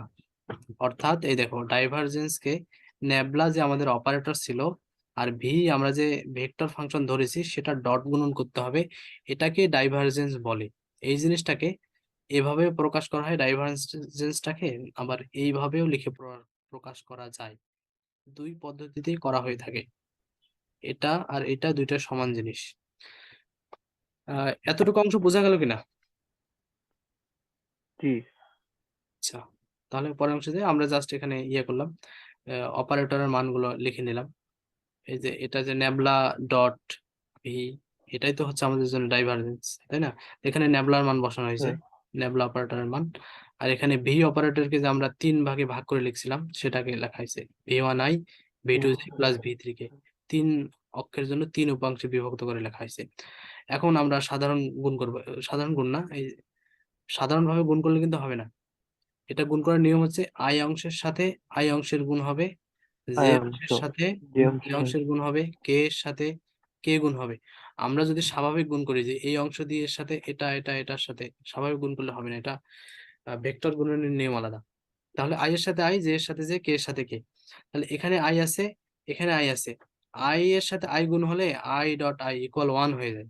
তাহলে এখানে কে থাকে, এই যে আই অংশের সাথে যদি এই অংশের গুণ হয় তাহলে এখানে ডেল ডেল এক্স তো থাকেই, আর এখান থেকে ভি1টা, এই ভি1টাই থাকে, বিহিমান আছে। আই আর আই গুণ হয় 1 হয়ে যায়, ওটা আসলে এখানে 1 আসলে লেখার দরকার হয় না। আবার অনুরূপ ভাবে দ্বিতীয় অংশের সাথে এই দ্বিতীয় অংশের সাথে এই দ্বিতীয় অংশের যদি গুণ হয় তাহলে এখানে ডেল ডেল ওয়াই অফ ভি2 থাকে। অনুরূপ ভাবে তৃতীয় অংশের জন্য del del del del Z of ভি3 থাকে। এতটুকু অংশ বুঝতে আশা করি কোনো সমস্যা হয়নি। তারপরে বলো দেখি বুঝছে কিনা, এই লাইন থেকে এই লাইনে কিভাবে আসছে। জি তাহলে সামনের দিকে জি। তাহলে এটা আমরা একটা সমীকরণ ধরে নিছি। তাহলে 1 নং সমীকরণ হতে দেখা যায় যে, এই যে আমাদের 1 নং সমীকরণ, 1 নং সমীকরণ হতে দেখা যায় যে কোনো ভেক্টরের ডাইভারজেন্স একটি স্কেলার রাশি। এখানে কোনো দিক আছে? আগে আই যে ক্যাপ ছিল এগুলো কি আছে এখানে? নাই তো, কারণ আই আই গুণ হয়ে আই আই গুণ হয়ে 1 হয়ে গেছে। 1 আবার এখানে জে জে গুণ হয়ে 1 হয়ে গেছে, এখানে কে কে গুণ হয়ে 1 হয়ে গেছে। তার মানে এটা কিন্তু একটা স্কেলার রাশি। আমরা শুরু করছিলাম ভেক্টর দিয়ে কিন্তু ফলাফল পাইলাম একটা স্কেলার। তাহলে 1 নং সমীকরণ দেখা যায় যে কোনো ভেক্টরের ডাইভারজেন্স একটি স্কেলার রাশি, অতএব কোনো ভেক্টর ক্ষেত্রকে স্কেলার ক্ষেত্রে রূপান্তরের যে কৌশল সেটাই হচ্ছে ডাইভারজেন্স। এটাই হচ্ছে ডাইভারজেন্সের ভৌত তাৎপর্য। তা ভৌত তাৎপর্য কথাটার অর্থ হচ্ছে যে ডাইভারজেন্স দিয়ে আসলে কি বোঝায়, এটার কাজ কি, এইটা বলা, এইটা হচ্ছে ভৌত তাৎপর্য। এখানে বলা হলো না ডাইভারজেন্সের কাজ কি। ডাইভারজেন্সের কাজ হচ্ছে কোনো একটা ভেক্টর ক্ষেত্রকে স্কেলারে পরিণত করা, এটাই তো এর ভৌত তাৎপর্য, তাই না? আচ্ছা তাহলে এখন পরে আসি আমরা, কোনো ভেক্টর ক্ষেত্রে ডাইভারজেন্স যদি শূন্য হয় তাহলে সেটাকে আমরা সলিনয়েডাল বলতে পারি। কি বলবো? সলিনয়েডাল, এই যে এখানে খেয়াল করো। ও আচ্ছা আমি এটা একদম প্রথম যেদিন ক্লাস নেই ডাইভারজেন্সের বেসিক সেটাই আমি আলোচনা করেছিলাম। আমি আজকে অল্প একটু দেখাই দেবো আর কি। খেয়াল করো, এই ডাইভারজেন্সের যেটা মান এটা যদি শূন্য হয় তাহলে ওই ক্ষেত্রটাকে আমরা বলবো সলিনয়েডাল ক্ষেত্র। আর এখানে আরেকটা বিষয় খেয়াল করো, আমরা ক্রস গুণের সাথে যে আবার ভেক্টর ক্ষেত্র এরকম যখন করেছিলাম এ ডট বি, এটাকে যখন আমরা ডট গুণন করেছি সেটাকে যখন আমরা উল্টে লিখবো, বি পরে ছিল বি সামনে আসবে, এর সামনে অংশ ছিল পরের অংশে চলে গেছে, তাহলে দেখো এই অংশটার ফলাফল যেটা আসবে এই জিনিসটাকে যদি উল্টিয়ে লিখে আবার ক্রস গুণন করা হয় একই ফলাফল আসবে। এই অংশ ইকুয়াল এই অংশ লেখা যায় ডট গুণন এবং ক্রস গুণনের বেলায়, কিন্তু ডাইভারজেন্সের বেলায় এই নিয়মটা খাটে না। দেখো এটা প্রথম অংশে ছিল, এটাকে দ্বিতীয় অংশে নেওয়া হয়েছে, আবার এটা পরে ছিল, তাকে আগে নেওয়া হয়েছে, তাহলে কিন্তু আগে এখানে ইকুয়াল ছিল, মানে এইটার ফলাফল আর এই অংশের ফলাফল সমান হইতো। এখন কিন্তু ন্যাবলা অপারেটরের ক্ষেত্রে ওই রুলস মানবে না, ওই রুলস প্রযোজ্য হবে না, এই কেন? জন্য নট ইকুয়াল, এখানে নট ইকুয়াল চলে আসছে। এটা আসলে এক্সাম্পল দিলেই বোঝা যাবে আর কি। এরকম যদি কোনো কোনো আমাদের সামনে সমস্যা থাকে, ওই সমস্যা দেখলেই বোঝা যাবে যে আসলে ডাইভারজেন্সটা পরে গুণ হলে সেটা অন্য ফলাফল নিয়ে আসে। হ্যাঁ, ওরকম কোনো অঙ্ক পাইলে আমরা দেখবো। এটা আমাদের এই প্রশ্নে ওটা ঢোকাচ্ছি না। এই প্রশ্ন বুঝতে গেলে এটা একটু তোমরা শুধু মনে রাখবা, এই অংশটা একটু মনে রাখতে হবে যে ডট গুণনের ক্ষেত্রে যেটা হয়, কিন্তু ন্যাবলা অপারেটরের ক্ষেত্রে বিনিময় করলে এটাকে বিনিময় বিধি বলে। এইটাকে এই পাশে নিয়ে আসা, এটাকে এই পাশে নিয়ে আসা, বিনিময় বিধিতে ফলাফলটা আসে না, অন্য উত্তর আসে। এই জন্য এটা বলা হয়েছে। এটা যেহেতু আমরা ডাইভারজেন্সের বহুত তাৎপর্য পড়তেছি, এই জন্য তার একটা বৈশিষ্ট্য এখানে বলে দেওয়া হলো, এতটুকুই। হুম। তাহলে এখন এখানে খেয়াল করো, এখানে কি হয়েছে। এই জায়গাটাতে এই যে, আচ্ছা আমরা যদি ভি, আমরা যে ভেক্টরটা নিয়েছিলাম সেটাকে যদি একটা ফাংশন হিসেবে কল্পনা করি, আমরা ভি একটা ভেক্টর নিয়েছিলাম, সেটাকে যদি একটা ভেক্টর ফাংশন হিসেবে ধরে নেই, অর্থাৎ কোনো ভেক্টর ক্ষেত্রকে আমরা যদি ফাংশন বিবেচনা করি, তাহলে তার ডাইভারজেন্স হবে এই যে এই জিনিসটা। এটা তো আগে বলে এসেছি, আবারও বললাম, এটা সর্বশেষ আর কি। আমরা যে ওই বিষয়টা নিয়ে কথা বলতেছি, ওইটাই আমাদের তো আসলে এই অঙ্কের মূল বিষয় হচ্ছে যে ডাইভারজেন্স ভৌত তাৎপর্য। ভৌত তাৎপর্যটা সে কি করে সেটা এখানে বললাম, যা প্রতি একক আয়তনে প্রবাহের ঘনত্ব বৃদ্ধি বা হ্রাসের হার নির্দেশ। এটা কি করে? বৃদ্ধির হার নির্দেশ করে, বৃদ্ধি বা হ্রাসের হার নির্দেশ করে। ঠিক আছে, তাহলে এতটুকু এই অংশ থেকে এই অংশ, মানে এই অংশের সাথে এই অংশের যে সম্পর্কযুক্ত, এতটুকু বুঝতে সমস্যা আছে? না। আচ্ছা, তাহলে আমি ডাইভারজেন্সের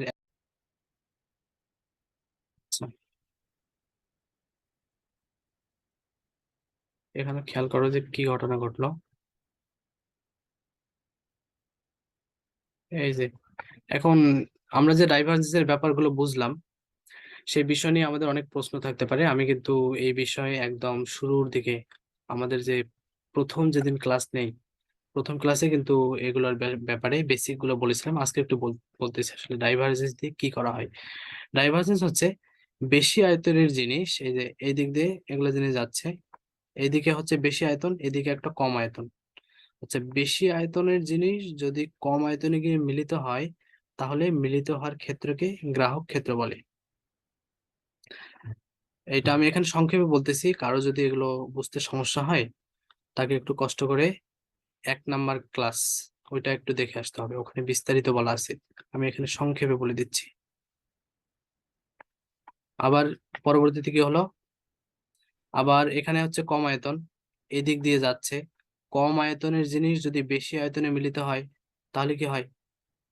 তাহলে ওই ক্ষেত্রটি ধনাত্মক হিসেবে বিবেচিত হয় এবং ফ্লাক্স ছড়িয়ে পড়ার ক্ষেত্রটিকে হলো উচ্চ ক্ষেত্র। এই যে এই জায়গা থেকে যদি ফ্লাক্সটা এইদিকে ছড়াচ্ছে, এদিকে ছড়াচ্ছে, তাহলে এটা হচ্ছে উচ্চ ক্ষেত্র। আবার কোনো কিছুর আয়তন যদি এরকম সমান থাকে, যেরকম ছিল ওরকমই থাকে, তাহলে এটার ফ্লাক্সের কোনো পরিবর্তন হয় না। এই ধরনের ক্ষেত্রকে সলিনয়েডাল ক্ষেত্র বলে। অর্থাৎ ডাইভারজেন্সের কাজ হচ্ছে কোনো একটা ক্ষেত্র, সেটা কি গ্রাহক ক্ষেত্র, নাকি উৎস ক্ষেত্র, নাকি সলিনয়েডাল, এই 3টা বিষয় নির্ণয় করা। এটাই হচ্ছে ডাইভারজেন্সের মূল বিষয়। আমরা একটা এক্সাম্পল দেখেছিলাম, এক্সাম্পলটা একটু সংক্ষেপে দেখাই দেই। এই যে এরকম একটা এক্সাম্পল নিয়েছিলাম, এই এক্সাম্পল থেকে শেষ পর্যন্ত কি ফলাফল পাওয়া গিয়েছিল। এই যে এটা একটা এক্সাম্পল নিয়েছিলাম, সেটাকে ডাইভারজেন্সের নিয়মে ডট গুণন করা হয়েছিল। এই বিষয়গুলো আমি আর বিস্তারিত বলতেছি না, 1 নাম্বার ক্লাসে যেহেতু বলা আছে তোমরা একটু দেখে নিবা। শেষ পর্যন্ত কি ফলাফল আসছিল, শেষ পর্যন্ত আমরা এখানে একটা -8 পেয়েছিলাম ফলাফল। আর এটা দিয়ে বোঝাচ্ছিল কি, এই যে ক্ষেত্রটা হচ্ছে একটা গ্রাহক ক্ষেত্র, কারণ যার ঋণাত্মক মান আসবে, ঋণাত্মক মান হলে সেটা হবে গ্রাহক ক্ষেত্র।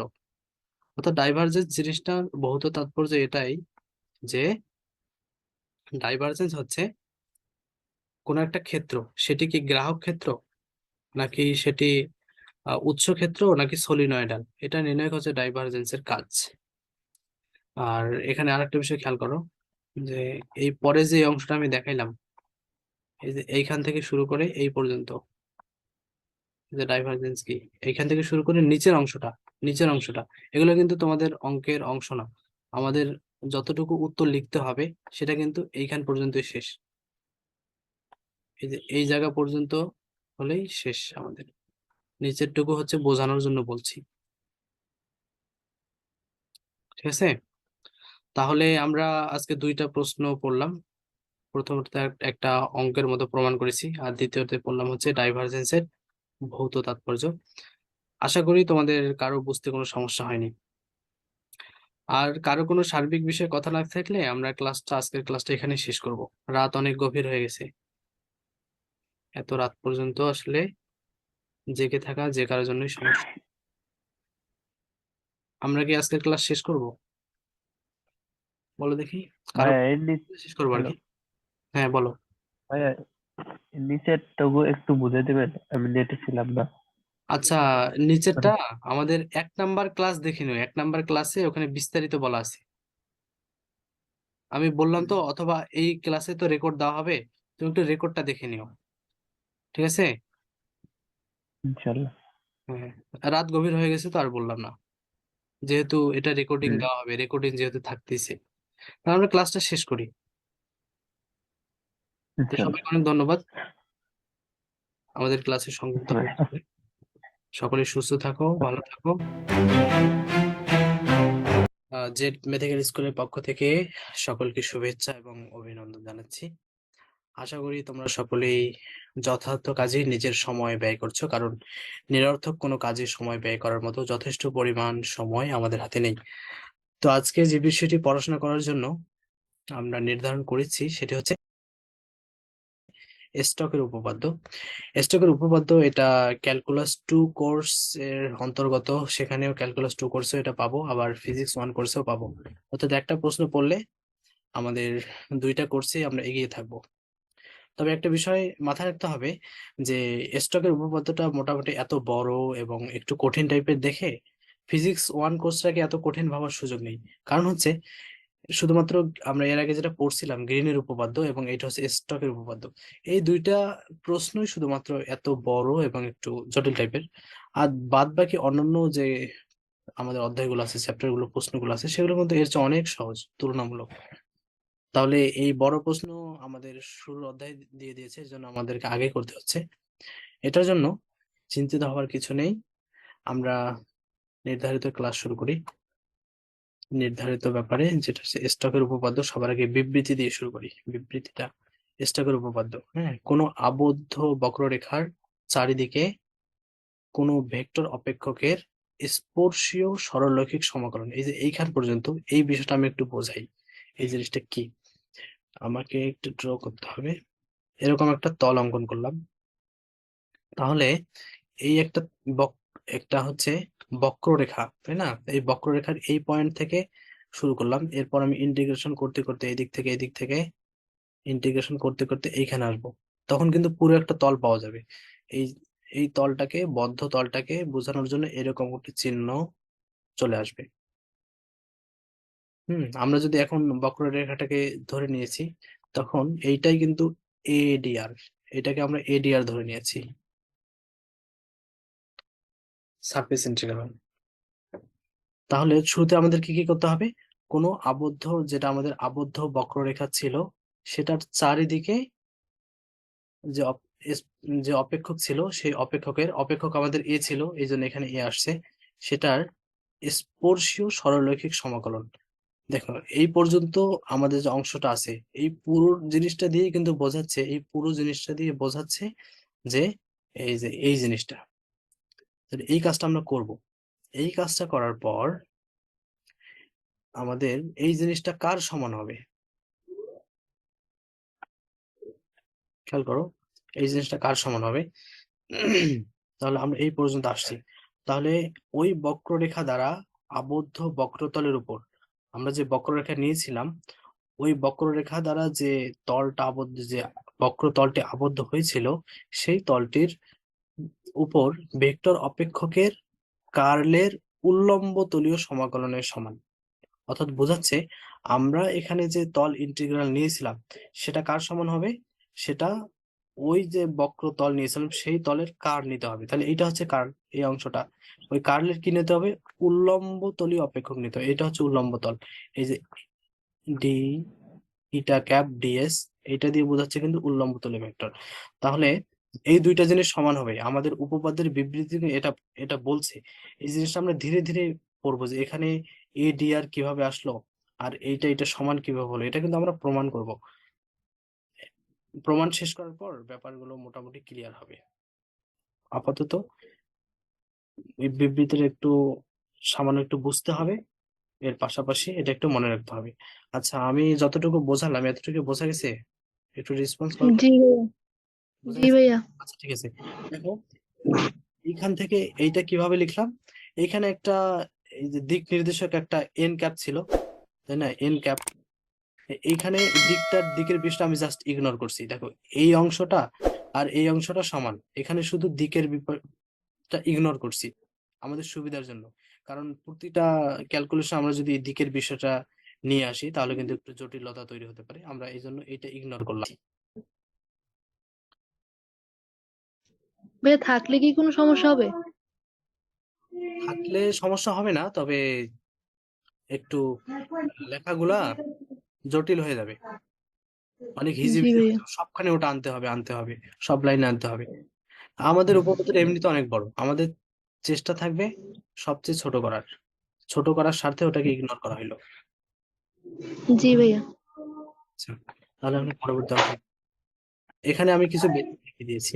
এই যে বক্স, যেগুলো আমি বক্স চিহ্নিত করে রাখছি বক্সে, এগুলো কিন্তু বেসিক। কার্ল কি সেটা বলছি, কোনো ভেক্টর অপারেটরের সাথে ন্যাবলা এর সাথে যদি কোনো ভেক্টর ফাংশনের ক্রস গুণ, এটা হচ্ছে কার্ল। তাহলে ন্যাবলা অপারেটরকে কোনো একটা অপেক্ষকের সাথে ফাংশনের সাথে ক্রস গুণ করতে হবে, এটাই হচ্ছে কার্ল। এখন এখানে একটা প্রশ্ন নিয়ে আসছে যে তল ইন্টিগ্রাল কি, এটা বুঝতে হবে। তল ইন্টিগ্রালটাও একটু বলে দেই, এটার জন্য একটু ড্র করতে হবে। এরকম আমরা একটা ক্ষেত্র নিয়েছি, তাই না? তো এটা হচ্ছে, ধরে নিলাম এটা হচ্ছে এক্স আর এদিকেটা হচ্ছে ওয়াই। আমরা এই এক্স বরাবর ইন্টিগ্রেশন করতেছি, তাহলে কিন্তু এই দিকের মানটা আমরা পাবো। আবার ওয়াই বরাবর যদি ইন্টিগ্রেশন করি তখন এই ওয়াই অক্ষ বরাবর যে মানটা সেটা পাবো। আমরা যদি দুইটা মান একসাথে পেতে চাই তখন কিন্তু আমাদের এরকম দুইটা ইন্টিগ্রেশন চিহ্ন চলে আসবে। আর দুইটা যখন আমরা একসাথে করব তখন কিন্তু আমরা তলটা আলাদা পাচ্ছি, পুরো ক্ষেত্রটাই পেয়ে যাব। এই যে মাঝখানে যে ক্ষেত্রফলটা আছে, আমি যেটা চিহ্নিত করলাম, পুরো ক্ষেত্রটাই পাবো যখন আমরা একসাথে এক্স ওয়াই দুইটাকে একসাথে নিয়ে আসবো। আর এক্স ওয়াই যখন আমরা এক্স অক্ষের দিকে ইন্টিগ্রেশন করতেছি, আবার একই সাথে আমরা ওয়াই অক্ষের দিকেও ইন্টিগ্রেশন করতেছি, তখন ক্ষেত্রফল পাচ্ছি আর এটা একটা তল পাচ্ছি। এই জন্য নিচের এখানে একটা এস চিহ্ন দিয়ে বোঝাবে। তাহলে এই ধরনের যেটা ইন্টিগ্রেশন একসাথে করতে হয় তখন এইটা হচ্ছে তল ইন্টিগ্রাল। আর আমরা যদি একসাথে যদি তিনটা ইন্টিগ্রেশন করতাম, এরকম তিনটা, তখন কিন্তু তল না পেয়ে একটা ভলিউম আয়তন পাওয়া যেত, তখন আমরা নিচে ভি লিখতাম। তাহলে এটা হতো আয়তন ইন্টিগ্রাল। আর এখন আমরা যেটা করতেছি সেটা হচ্ছে তল ইন্টিগ্রাল। এতটুকু কথা কি বোঝা গেছে? জি ভাইয়া। আচ্ছা, তাহলে একটু সামনের দিকে এগোই। আর বলে রাখি, যদি কারো প্রথমবার বুঝতে সমস্যা হয়, আমাদের ভিডিও যেহেতু বারবার দেখার সুযোগ আছে, বারবার দেখে নিতে হবে, কয়েকবার দেখলে আশা করি বোঝা যাবে। আচ্ছা, এখানে আরেকটা বিষয় বলছি যে লম্ব একক ভেক্টরকে সবসময় এন ক্যাপ দ্বারা প্রকাশ করা হয়, কখনো ইটা ক্যাপ, এটাকে গ্রিক ইটা ক্যাপ ওটাও লেখা হয়, এন ক্যাপ লিখলেও সমস্যা নেই, আমরা যেভাবে ইচ্ছা লিখবো। আর এই এই জিনিসটাকে বলা হয় উল্লম্ব তলীয় সমাকলন। এই যে এন ক্যাপ দিয়ে ডিএস, এই জিনিসটার নামে হচ্ছে কিন্তু উল্লম্ব তলীয় সমাকলন। আর স্টক, আমাদের যে স্টকস এর উপপাদ্য আমরা পড়তেছি, সেই স্টকস এর উপপাদ্য যে সেটা যেটা মূল থিম, যে জিনিসটা বোঝায় সেটা হচ্ছে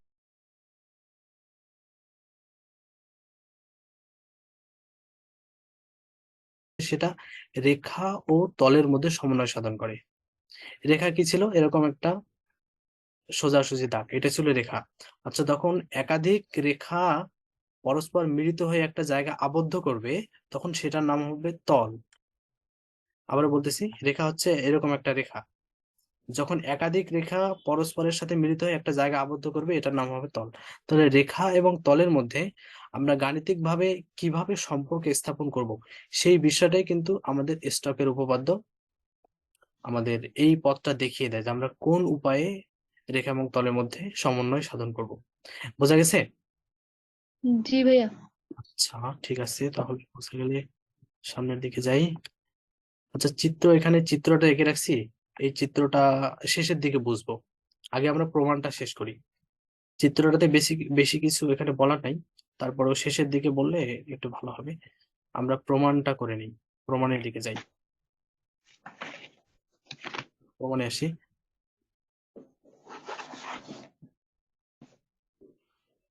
ধরি যে একটা তল আমরা নিয়েছিলাম, এস একটা তল, ওই তলটা, এই তলটাকে নিয়ে আমরা কাজ করব। এই এস তলটাকে তিনটা ফাংশনে ভাগ করা যায়। তিনটা, একটা একটা ফাংশনের নাম ধরেছি জেড। যখন জেড কে আমরা এই পাশে নিয়েছি, তখন ফাংশনের ভিতরে এক্স আর ওয়াই নিয়েছি। আবার একটা ফাংশনকে ধরেছি এক্স, যখন এক্স বাইরে নিয়েছি, তখন ফাংশনের ভিতরে কিন্তু ওয়াই জেড কে নিয়েছি। আবার যখন আমরা এখানে ওয়াই কে নিয়েছি, তখন ওয়াই আর ভিতরে থাকতে পারবে না, ওয়াই যেহেতু এদিকে আসছে, তখন আমরা এখানে এক্স ওয়াই জেড এর মধ্যে ওয়াই কে তো এদিকে নিয়ে নিয়ে নিচ্ছি, আর কে কে থাকলো? শুধু এক্স আর জেড থাকে, এক্স আর জেড না হয়েছে।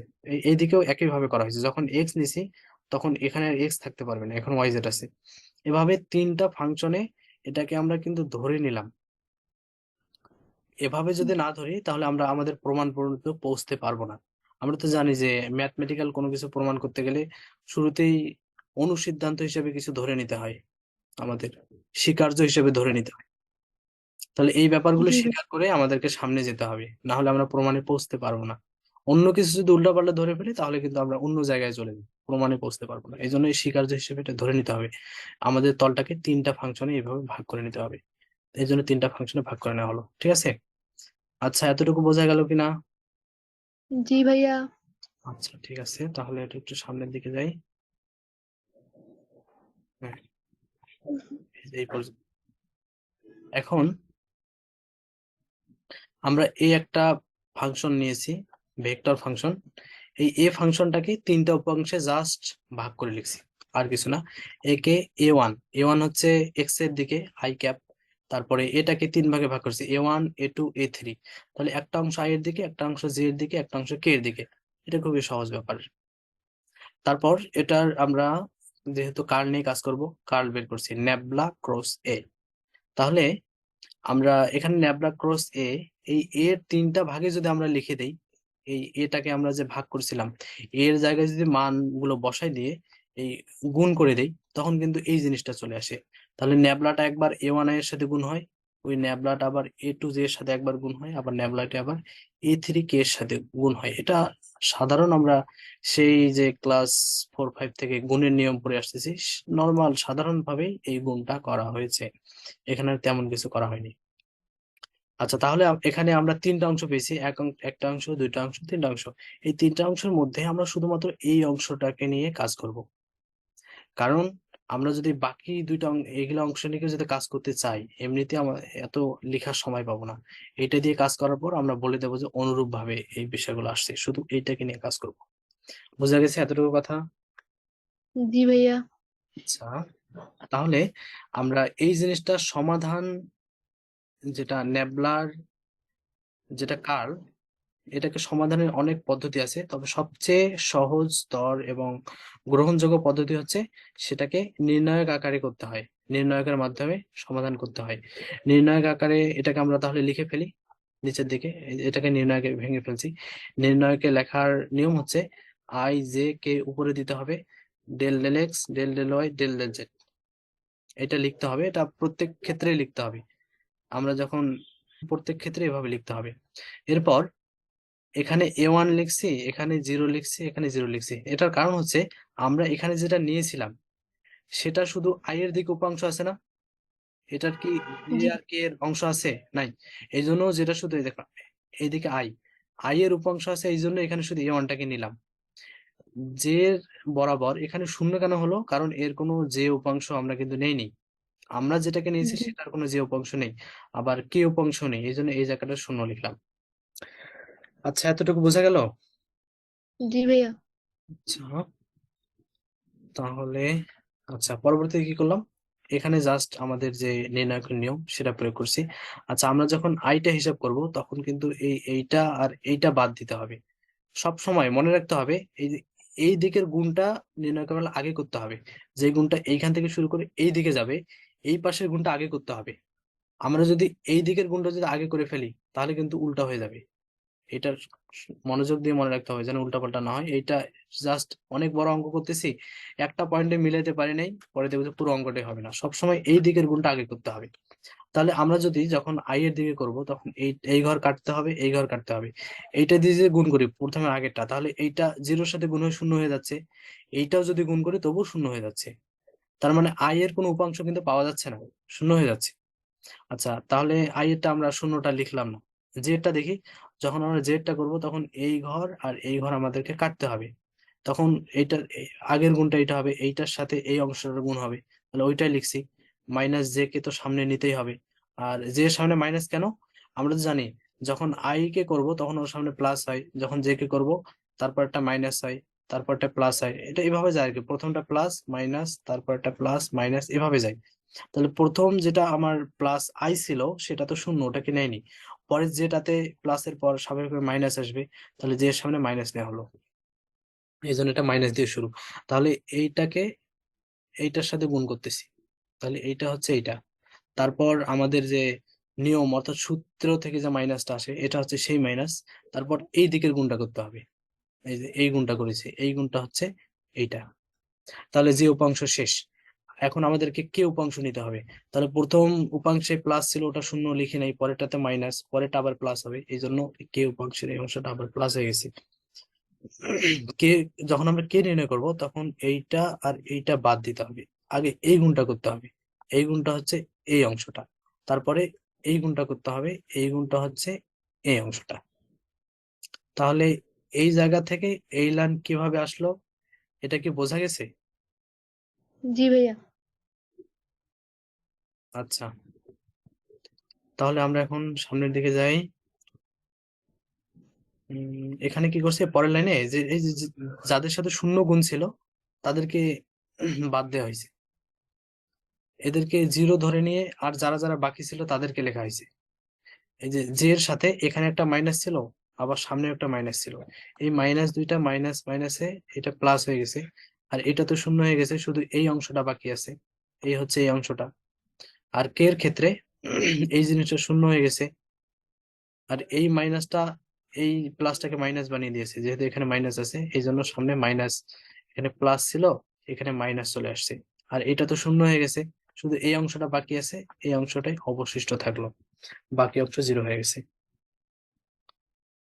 আচ্ছা, এখন এতটুকু অংশ বোঝা গেল কিনা? জি ভাইয়া। আচ্ছা, সামনের দিকে যাই। এখন আমরা কি কাজ করব?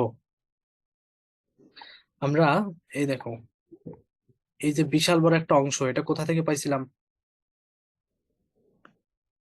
এই যে এই কাল করে। দেখো এই লাইনটা এইখান থেকে আসছে না, জি এই জিনিসটা এই লাইন থেকে আসছে। তার মানে এইটা এই লাইন ইকুয়াল এই লাইন লেখা যায়। আমরা এখন এই লাইন ইকুয়াল এই লাইন লিখে উভয় পক্ষে এন ক্যাপ দ্বারা গুণ করব। পিছনে যাই। আচ্ছা, এখানে কি করেছি, এই যে আমি ওই কাজে করছি, এখানে অন্য কোনো কিছু করি নাই। তাহলে এই যে শুরুতে এ উপাংশটা নিয়েছিলাম, এ উপাংশ নিয়েছিলাম, তারপর এই উপাংশ নেওয়ার পর আমাদের এই ফলাফলটা আসছিল আমাদের নির্ণয় পদ্ধতিতে সমাধান করার পর। এরপর এই সমীকরণ উভয় পক্ষে আমরা এনডিএস দ্বারা গুণ করেছি, এ পক্ষেও ডট গুণন নিয়েছি এনডিএস এর, এ পক্ষেও এনডিএস এর ডট গুণন নিয়েছি। এখানে বলেছি এটা আর কি, যে উভয় পক্ষে ডাবল সারফেস ইন্টিগ্রাল এস আর এনডিএস এইটা দ্বারা গুণ করে পাই। দুই পক্ষে কিন্তু সেম কাজ করলে আমাদের সমীকরণের মানের কোনো পরিবর্তন হয় না। এ পাশেও এইটা আর এইটা নিয়েছি, আর অপর পক্ষেও এইটা আর এইটা নিয়েছি। এতে আশা করি আমাদের কোনো সমস্যা নেই, গাণিতিক ভাবে এভাবে নেওয়ার সুযোগ আছে। এরপর এই লাইনে কি করছে, এই যে এই লাইন থেকে এই লাইনে আসছে, এখানে যে এনডিএস ছিল, এই এনডিএস তো এখানে তো ব্র্যাকেট আছে, এই যে এন ক্যাপ ডিএস, এটা তো দুইজনের সাথে গুণ আছে, জাস্ট আমরা গুণটা করে দেব।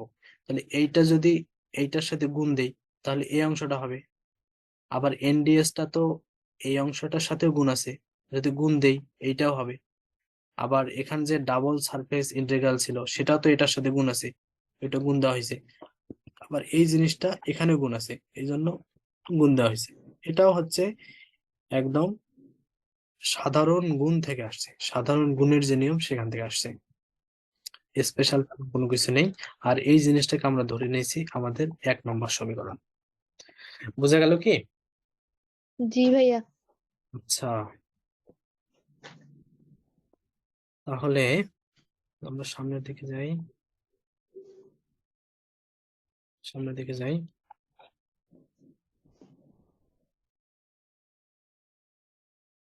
আচ্ছা, এখানে কি হলো, ধরি এস, আমরা কিন্তু এস কে 3টা ফাংশনে ভাগ করছিলাম। আমরা কিন্তু जी 3 भैया। ফাংশন নিয়ে কাজ করব না, কারণ অত সময় আমাদের হাতে নেই, শুধু একটা নিয়ে কাজ করব। তাহলে আমরা এস এর সমীকরণ ধরলাম যে ওই যে 3টা ধরছিলাম তার মধ্যে এই ফাংশনটাকে আমরা আমাদের সমাধানের জন্য নির্বাচিত করেছি।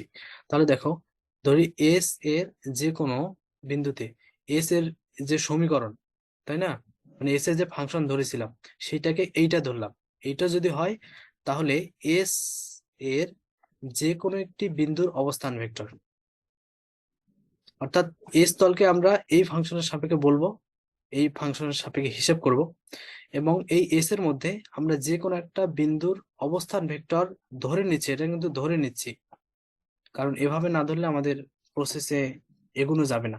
আমাদের আসলে আমাদের প্রমাণ করার জন্য যা যা দরকার তাই তাই ধরতে হবে, এই জন্য আমি এটা ধরে নিলাম। বোঝা গেছে বিষয়টা? जी भैया। আচ্ছা, তাহলে এখন তারপর কি হলো, তাহলে অবস্থান ভেক্টরকে আর দিয়ে প্রকাশ করা হয়, এই আর, এই আর অবস্থান ভেক্টরটাকে আমরা 3টা উপ অংশে ভাগ করব, এক্স ওয়াই জেড। নর্মালি এটা স্বাভাবিক নিয়ম। তাহলে এক্স এর দিকে আই ক্যাপ, ওয়াই এর দিকে জে ক্যাপ, জেড এর দিকে কে ক্যাপ, এই আরটাকে 3টা উপাংশে ভাগ করলাম। এখন একটা জিনিস এখানে লক্ষ্য লক্ষ্য করতে হবে, এইটা এটা ঠিক থাকলো, এখানে এই জেডটা, জেড এর মানটা বসানো, জেড এর মানটা বসালাম। এর আগে আমরা যখন ফাংশন ধরছিলাম বলছিলাম না, এখানে যদি আমরা জেড কে নির্বাচিত করি তাহলে এখানে জেড থাকতে পারবে না এই জায়গাটাতে, বাকি এক্স ওয়াই জেড এর মধ্যে বাকি দুইজন এখানে থাকবে। এখানে এক্স ওয়াই জেড, 3টা জেড, এক্স ওয়াই জেড, আমরা যাকে এখানে ধরবো ও বাদ দিয়ে বাকি দুজন এখানে থাকবে। তাহলে আমরা যখন জেড এর ফাংশনটা নিয়েছিলাম তখন এই ফাংশনটা ছিল কিন্তু এক্স ওয়াই এর ফাংশন, জাস্ট জেড এর এই মানটা এখানে বসানো হয়েছে, আর এই জিনিসটা অপরিবর্তিত আছে, এইটা আর এইটা অপরিবর্তিত আছে, এখানে জেড এর মানটা যে এফ অফ এক্স ওয়াই, এই জিনিসটা বসানো হয়েছে, এখানে আর তেমন কোনো কাজ করা হয়নি। বোঝা গেছে কি? जी भैया। আচ্ছা, তাহলে পরবর্তীতে কি হলো, আমরা এটাকে আর ধরেছিলাম, আমরা এখন উভয় পক্ষকে ওয়াই এর সাপেক্ষে ব্যবকলন করব, ওয়াই এর সাপেক্ষে ব্যবকলন করব। আচ্ছা, আমরা যদি ওয়াই এর সাপেক্ষে এইটাকে ব্যবকলন করতে চাই তাহলে কি সম্ভব? ব্যবকলন করা সম্ভব নয়। কেন নয় বলতেছি যে, আচ্ছা আমরা যখন এক্স ইকুয়াল ধরে নিয়েছিলাম তখন এটা কার কার ফাংশন ছিল বলো? এক্স ছিল ওয়াই আর জেড এর, जेड। তাই না? जी। আচ্ছা, এক্স এর দিকে যে আমাদের আই ক্যাপ, তাই না, जी। আবার ওয়াই এর দিকে সেটা হচ্ছে জে ক্যাপ। আচ্ছা, এখানে শুধুমাত্র যার মধ্যে ওয়াই আছে শুধু তাকেই ব্যবকলন করা যাবে। এটাকে যদি আমরা ব্যবকলন করি এখানে কিন্তু শূন্য পাবো, শুধুমাত্র ব্যবকলন হবে এই অংশটা আর এই অংশটা, কারণ এখানে ওয়াই আছে, আমরা তো ব্যবকলনটা ওয়াই এর সাপেক্ষে করতেছি, ব্যবকলনটা ওয়াই এর সাপেক্ষে করতেছি, এই জন্য এখানে ওয়াই আছে। এগুলো ড্র গুলো একটু ক্লিয়ার করে নেই, খেয়াল করো। আচ্ছা, এখানে ওয়াই আছে, এই জন্য এটাকে আমরা ব্যবকলন করতে পারলাম এই জিনিসটাকে। जी भैया। ফিনিশিং নেই। এই 10 মিনিট হয়ে গেল। 10 মিনিট দেখাচ্ছে লিঙ্ক তো কেটে যাইতে পারে। আচ্ছা, এদিকে আসি তাহলে। আমরা এখানে কি করলাম, এটাকে জাস্ট ভেঙে লিখেছি আর কি। যখন এটাকে আমরা এখন ব্যবকলন করতেছি তখন আহ এই মানটাতে ওয়াই নাই, যেহেতু ওয়াই এর সাপেক্ষে করতেছি এটাকে করা যাবে না। আর ওয়াই যে এটাকে ব্যবকলন করা যাবে, কারণ এখানে কি আছে, এখানে ওয়াই আছে। ওয়াই আছে, এটাকে গেল। আবার এটাকে তো, এটা তো এক্স ওয়াই এর ফাংশন, এক্স ওয়াই এর ফাংশন, এখানে তো ওয়াই আছে, এই জন্য এটাকেও ব্যবকলন করা যাবে। আর এক্স জিনিসটাকে ব্যবকলন করা যাবে না, এই জন্য এক্স জিনিসটা এখানে নেওয়া হয়নি, শুধু এদেরকে যাবে আর একে যাবে, এই জন্য তাদেরকে ব্যবকলন করা হয়েছে। শুধু যে ক্যাপের দিকে যাবে আর কে ক্যাপের দিকে যাবে, এই জন্য তাই লেখা হয়েছে। আচ্ছা, আমরা যখন এই জিনিসটার মান, ব্যবকলনের মান 1, তাই না, ওয়াই কে জি ওয়াই এর সাপেক্ষে ব্যবকলন করলে 1 হয়, তাহলে শুধু এখানে যে ক্যাপ থাকে, শুধু এখানে যে ক্যাপ থাকে। ড্রটা একটু ক্লিয়ার করে নেই। আচ্ছা, আর এই জিনিসটাকে কোনো পরিবর্তন হয়নি, এখানে যেভাবে ছিল এখানে সেভাবেই আছে, শুধু মানটা বসানো হয়েছে। আচ্ছা, এখন আমরা কি করব, উভয় পক্ষে এন ক্যাপ দ্বারা গুণ করে পাই। এই যে এখানে কিন্তু এই জিনিসটা কিন্তু এখানে ছিল, তাহলে এখানেও আমরা এন ক্যাপ দিয়ে গুণ করেছি, আর এই পাশে যেটা ছিল কে ছিল সেটাকেও আমরা এন ক্যাপ দিয়ে গুণ করেছি। এখানে জাস্ট এই কাজ করেছি, উভয় পক্ষকে এন ক্যাপ দ্বারা গুণ করে পাই। তাহলে এইখান থেকে এইখানে কিভাবে আসছে, জাস্ট উভয় পক্ষে আমি এন ক্যাপ দ্বারা গুণ করেছি, তাহলে এই লাইন থেকে এই লাইনে ঠিক সেভাবেই আসছে। বোঝা গেছে কি? জি ভাইয়া। আচ্ছা, তাহলে সামনের দিকে যাই, পরবর্তী কি করলাম দেখো। পরবর্তী এখানে কি হয়েছে, যখন এটাকে আমি এন ক্যাপ দিয়ে গুণ করলাম তখন এই মানটা 0 হয়ে গেছে, আবার এই দুইটা মান ঠিক আছে, তাহলে এই দুইটা মানকে আমি আগে লিখলাম, আর এই মানটা যে 0 হয়ে গেছে সেটাকে এই পাশে লিখলাম। ঠিক আছে, এই মানটা 0, তার মানে এইটা ইকুয়াল 0 লেখা যায় না, এই জিনিসটা ইকুয়াল। তো এটা জি পরের ভাইয়া। লাইনটাকে এটাকে আগে লিখছি, আর এখানকার যে 0 ফলাফল ছিল সেটাকে পরে লিখছি। তো এই জিনিসটা 0 কেন হবে সেটা একটু বুঝতে হবে। কারণ কারণ এই যে কোনো একটা উল্লম্ব ভেক্টরের সাথে ডট গুণন আছে, উল্লম্ব ভেক্টরের সাথে অবস্থান ভেক্টর ডট গুণন আছে। বিষয়টা আরো ক্লিয়ার হয়ে বলি, যে আমরা যখন দুইটা ভেক্টর এরকম ডট গুণন নেই, এ ডট বি ইকুয়াল 0 যখন হয়, তার মানে ভেক্টর দ্বয় পরস্পর লম্ব। এটা কিন্তু আমাদের আগে থেকেই জানা থাকতে হবে, এটা আমরা আগেই করে আসছি। কোনো ভেক্টরের ডট গুণন যদি 0 হয় তাহলে ভেক্টর দ্বয় পরস্পরের লম্ব, অর্থাৎ 0 হলে তাদেরকে লম্ব বলা যায়, আবার লম্ব হলে তাদেরকে 0 লেখা যায়। একটা আরেকটা বিনিময়যোগ্য, তারা 0 হলেই তাদেরকে লম্ব বলা যায়, আবার তারা যদি লম্ব হয় তাহলে তাদেরকে 0 বলা যায়। আচ্ছা, আমরা যে এন ক্যাপ নিয়েছিলাম সেটা কি উল্লম্ব ভেক্টর না, তার মানে তাকে জি অবশ্যই অবস্থান ভেক্টরের সাথে আমরা লম্ব আকারে নিয়েছি, তাহলে লম্ব আকারে থাকলেই তাকে কিন্তু 0 লেখা যাবে। ধরো এটা হচ্ছে আর ভেক্টর, এইদিকে আর ভেক্টর, এদিকে হচ্ছে আমাদের এন ক্যাপ, এন ভেক্টর, তাহলে মাঝখানের কোণটা কিন্তু 90 ডিগ্রি, তাহলে 90 ডিগ্রি মানেই তাকে 0 লেখা যাবে। এই জন্য এই জিনিসটার মান এখানে 0 লেখা হয়েছে, আর বেশি কিছু এখানে করা হয়নি। পরে কি করা হলো, শুধু এনজে এর মান বের করা হয়েছে, এনজে কে রেখে এই পাশটাকে, এই জিনিসটাকে পক্ষান্তর করা হয়েছে, এই জন্য সামনে একটা মাইনাস চলে আসছে। সে যেহেতু 0 এই পাশে পক্ষান্তর করা হয়েছে, সামনে একটা মাইনাস চলে আসছে, তাহলে আমরা এনজে এর মান পেয়ে গেলাম কিন্তু এই প্রক্রিয়ায়। এতটুকু বোঝা গেল কিনা, রেসপন্স করো। জি ভাইয়া। আচ্ছা, তাহলে সামনের দিকে যাই, আমাদের তাড়াতাড়ি শেষ করতে হবে, প্রশ্নটা বড়।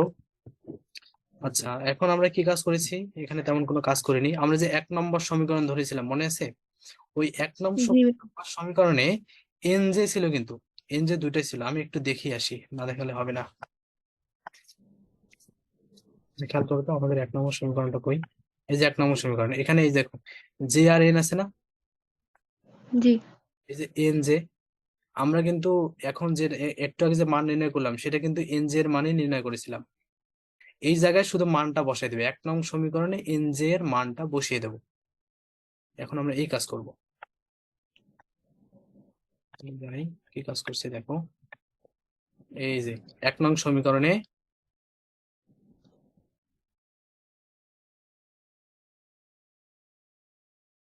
এই যে এখানে লিখছে আর কি এন জি এর মান বসাই কোথায়, 1 নং সমীকরণ হতে পাই। এটা তো আমরা তো ওই যে ন্যাবলা ক্রস আই যেটা সেটা শুধু A1 এর পার্টটা নিয়েছিলাম। আমি তো বলছিলাম যে শুধু প্রথম পার্টটা নিয়ে কাজ করব। তাহলে ওই 1 নম্বর যে সমীকরণ ছিল সেই সমীকরণে এখানে এন জি এর যে মানটা, এন জি এর মান হচ্ছে যে মাইনাস এতটুকু অংশটা এই এতটুকু অংশে বসানো হয়েছে। দেখো এখানে এন কে ছিল, এখানেও এন কে আছে, মানটা জাস্ট বসানো হয়েছে, আর তেমন কোনো কাজ করা হয়নি। আর 1 নং সমীকরণে এটা কিন্তু আগে থেকে ছিলই, তাহলে এই অংশটা এই এন জি এর মান থেকে আসছে, আর এটা 1 নং সমীকরণে আগে থেকেই ছিল। তাহলে এই লাইনটাতে আমরা কোনো কিছু কাজ করি নাই, শুধু একটাই কাজ করছি, এই যে এন জি এর মান বসাইছি। এখানে এখানে যে আমরা এন জি এর মান পাইছি না, 1 নং সমীকরণে এন জি এর মানটা বসাই দিলেই 1 নং সমীকরণ থেকে এই লাইনটা চলে আসছে। ক্লিয়ার? जी भैया। আচ্ছা, তাহলে এখন পরবর্তীতে কি করলাম, পরবর্তী দেখো এই যে এই অংশটা থেকে যারা যারা কমন যায় তাদেরকে কমন নিয়েছি। দেখো কি কি কমন যায়, এই যে দুইজনের কাছে কিন্তু এই জিনিসটা আছে, সারফেস ইন্টিগ্রাল এর কাছে আছে, এর কাছেও আছে। আর কি আছে, এনকেডিএস।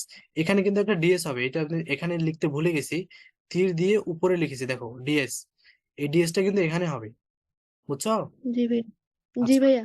তাহলে দেখো এনকেডিএস এর কাছেও আছে, এনকেডিএস এর কাছে এনকেডিএস আছে, আর সারফেস ইন্টিগ্রাল দুইজনের কাছে আছে। এই জিনিসটা আমরা কমন নিয়ে নিলাম। তাহলে এই সারফেস ইন্টিগ্রাল নেওয়ার সময় আমরা মাইনাস সহ কমন নিয়েছি, এই মাইনাসটা সহ সারফেস ইন্টিগ্রাল কে করার সময় এদিকে মাইনাসটা কমন নিলাম, আর এদিকে এনকেডিএস টা কমন নিলাম। তাহলে আর কে কে বাকি থাকে, তাহলে এখানে শুধু এই অংশটা বাকি থাকে না, এই অংশটা বাকি থাকে।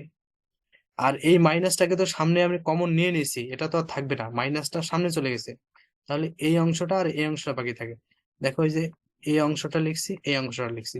তারপর মাইনাস যদি কমন নেই তাহলে কিন্তু এই মাইনাস আর মাইনাস থাকবে না, গুণ হয়ে এটা প্লাস হয়ে क्लास যাবে। में। তাহলে এই প্লাসটা লিখছি। আর এখানে তো সারফেস ইন্টিগ্রাল তো আমাদের কমন গেছেই, এনকেডিএস তো কমন গেছে, শুধু এই অংশটা বাকি থাকে। তাহলে প্লাস দিয়ে এই অংশটা লিখেছি। এটা সাধারণ কমন নেওয়ার সিস্টেম। তাহলে এই লাইন থেকে এই লাইন কিভাবে আসছে, বোঝা গেছে তো? जी भैया। তাহলে পরে কি করলাম দেখো, এই মাঝখানে যে অংশটা আছে না, আমরা এত জটিল এটাকে রাখতে চাচ্ছি না। এই মাঝখানের অংশটাকে আমরা একটা ফাংশন ধরে নেব। এই যে মাঝখানের অংশটাকে আমরা এফ ধরে নিলাম, del del Y of F. আচ্ছা আমরা শুধু এই ফাংশনটা ওয়াই, সেটাকে ওয়াই এর ডিফারেন্সিয়েট আকারে কেন প্রকাশ করলাম, ওয়াই এর ব্যবকলন আকারে। এই ফাংশন লক্ষ্য করো, এখানে কিন্তু ডেল জেড আছে, আবার উপরেও ডেল জেড, এই ডেল জেড আর এই ডেল জেড কিন্তু কাটা যাবে, বুঝছো? এটা কাটা যাবে। जी শুধু भैया। ডেল, শুধুমাত্র ব্যবকলন যোগ্য কে থাকে, ওয়াই থাকে না, ওয়াই থাকে, ওয়াই থাকে। তার মানে এই জিনিসটাকে আমরা যদি এফ ধরি পুরোটাকে, শুধুমাত্র সেটাকে ওয়াই এর সাপেক্ষেই ব্যবকলন যোগ্য বিবেচনা করা যাবে, কারণ এই জেড এর সাপেক্ষে যাবে না, কারণ জেড জেড কিন্তু কাটা যাচ্ছে উপর নিচ থেকে, শুধুমাত্র ওয়াই जी থাকে। भैया। এই জন্য এটাকে এফ ধরে নিয়ে শুধুমাত্র ওয়াই এর সাপেক্ষে ব্যবকলন যোগ্য এটা বিবেচনা করা হলো। আশা করি এতটুকু বুঝতে কোনো সমস্যা হয়নি। এখন পরবর্তী লাইনে কি করলাম, পরবর্তী লাইনে তেমন কোনো কিছু করি নাই, শুধুমাত্র এই যে মাঝখানের যেটাকে আমরা এফ ধরে নিয়েছিলাম, del del Y of F, ওইটা লিখে দিয়েছি ওই বিশাল মাঝখানে, যে দেখো বিশাল অংশটা, এই যে এই অংশটা।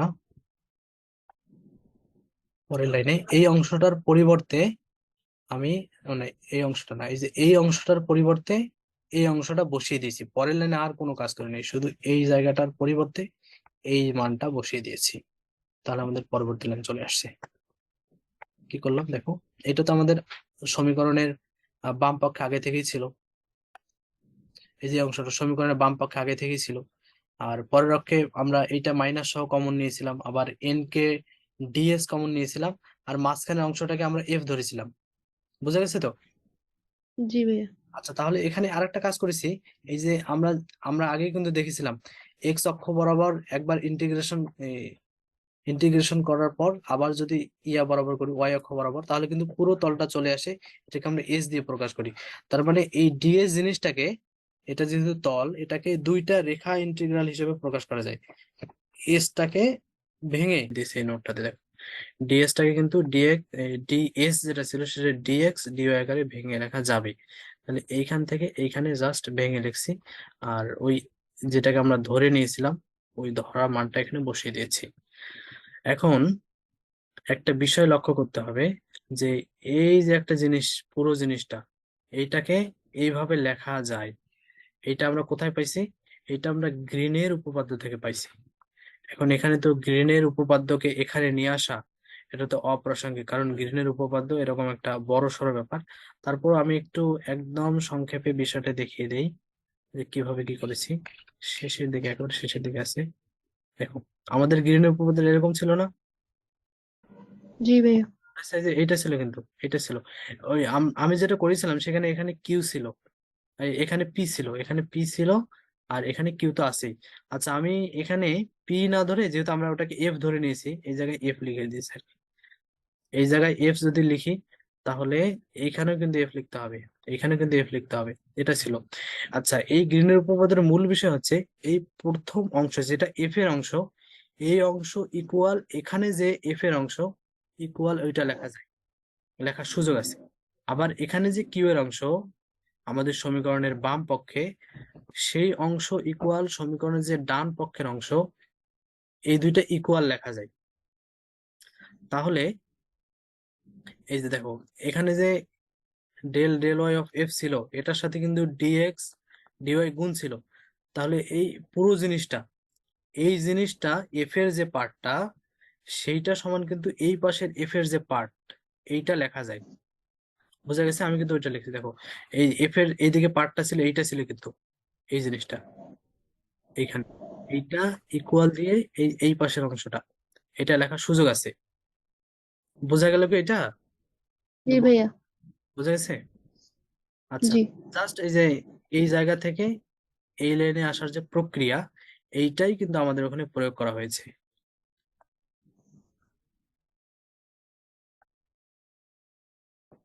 আচ্ছা, এখানে কি করছি একটু খেয়াল করো। এই যে এখানে এই বিশাল বড় একটা জিনিস ছিল,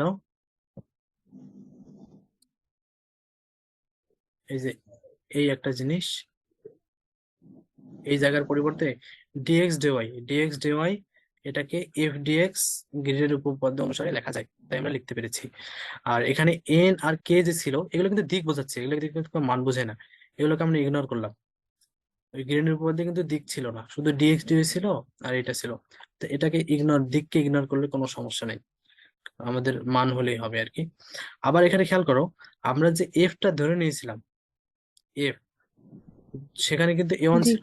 সামনে গিয়ে দেখাই, না হলে আবার যারা পরে দেখবে অনেকের কনফিউশন থেকে যেতে পারে।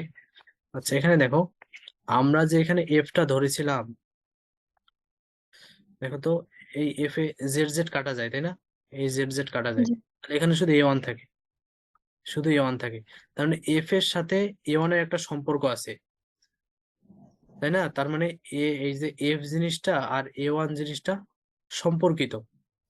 আমরা যদি এখানে যে সমীকরণটা দেখা যাচ্ছে উভয় পক্ষ থেকে যদি আমরা যদি এই যে ডেল ডেল ওয়াই যেটা ব্যবকলনের যে অপারেটর, সেটাকে যদি বাদ দেই, তাহলে এ ওয়ান ইকুয়াল এফ থাকতেছে না, শুধু এই জিনিসটা থাকে, এক পাশে এ ওয়ান থাকে, একদিকে এফ থাকে, এই জিনিসটা থাকে।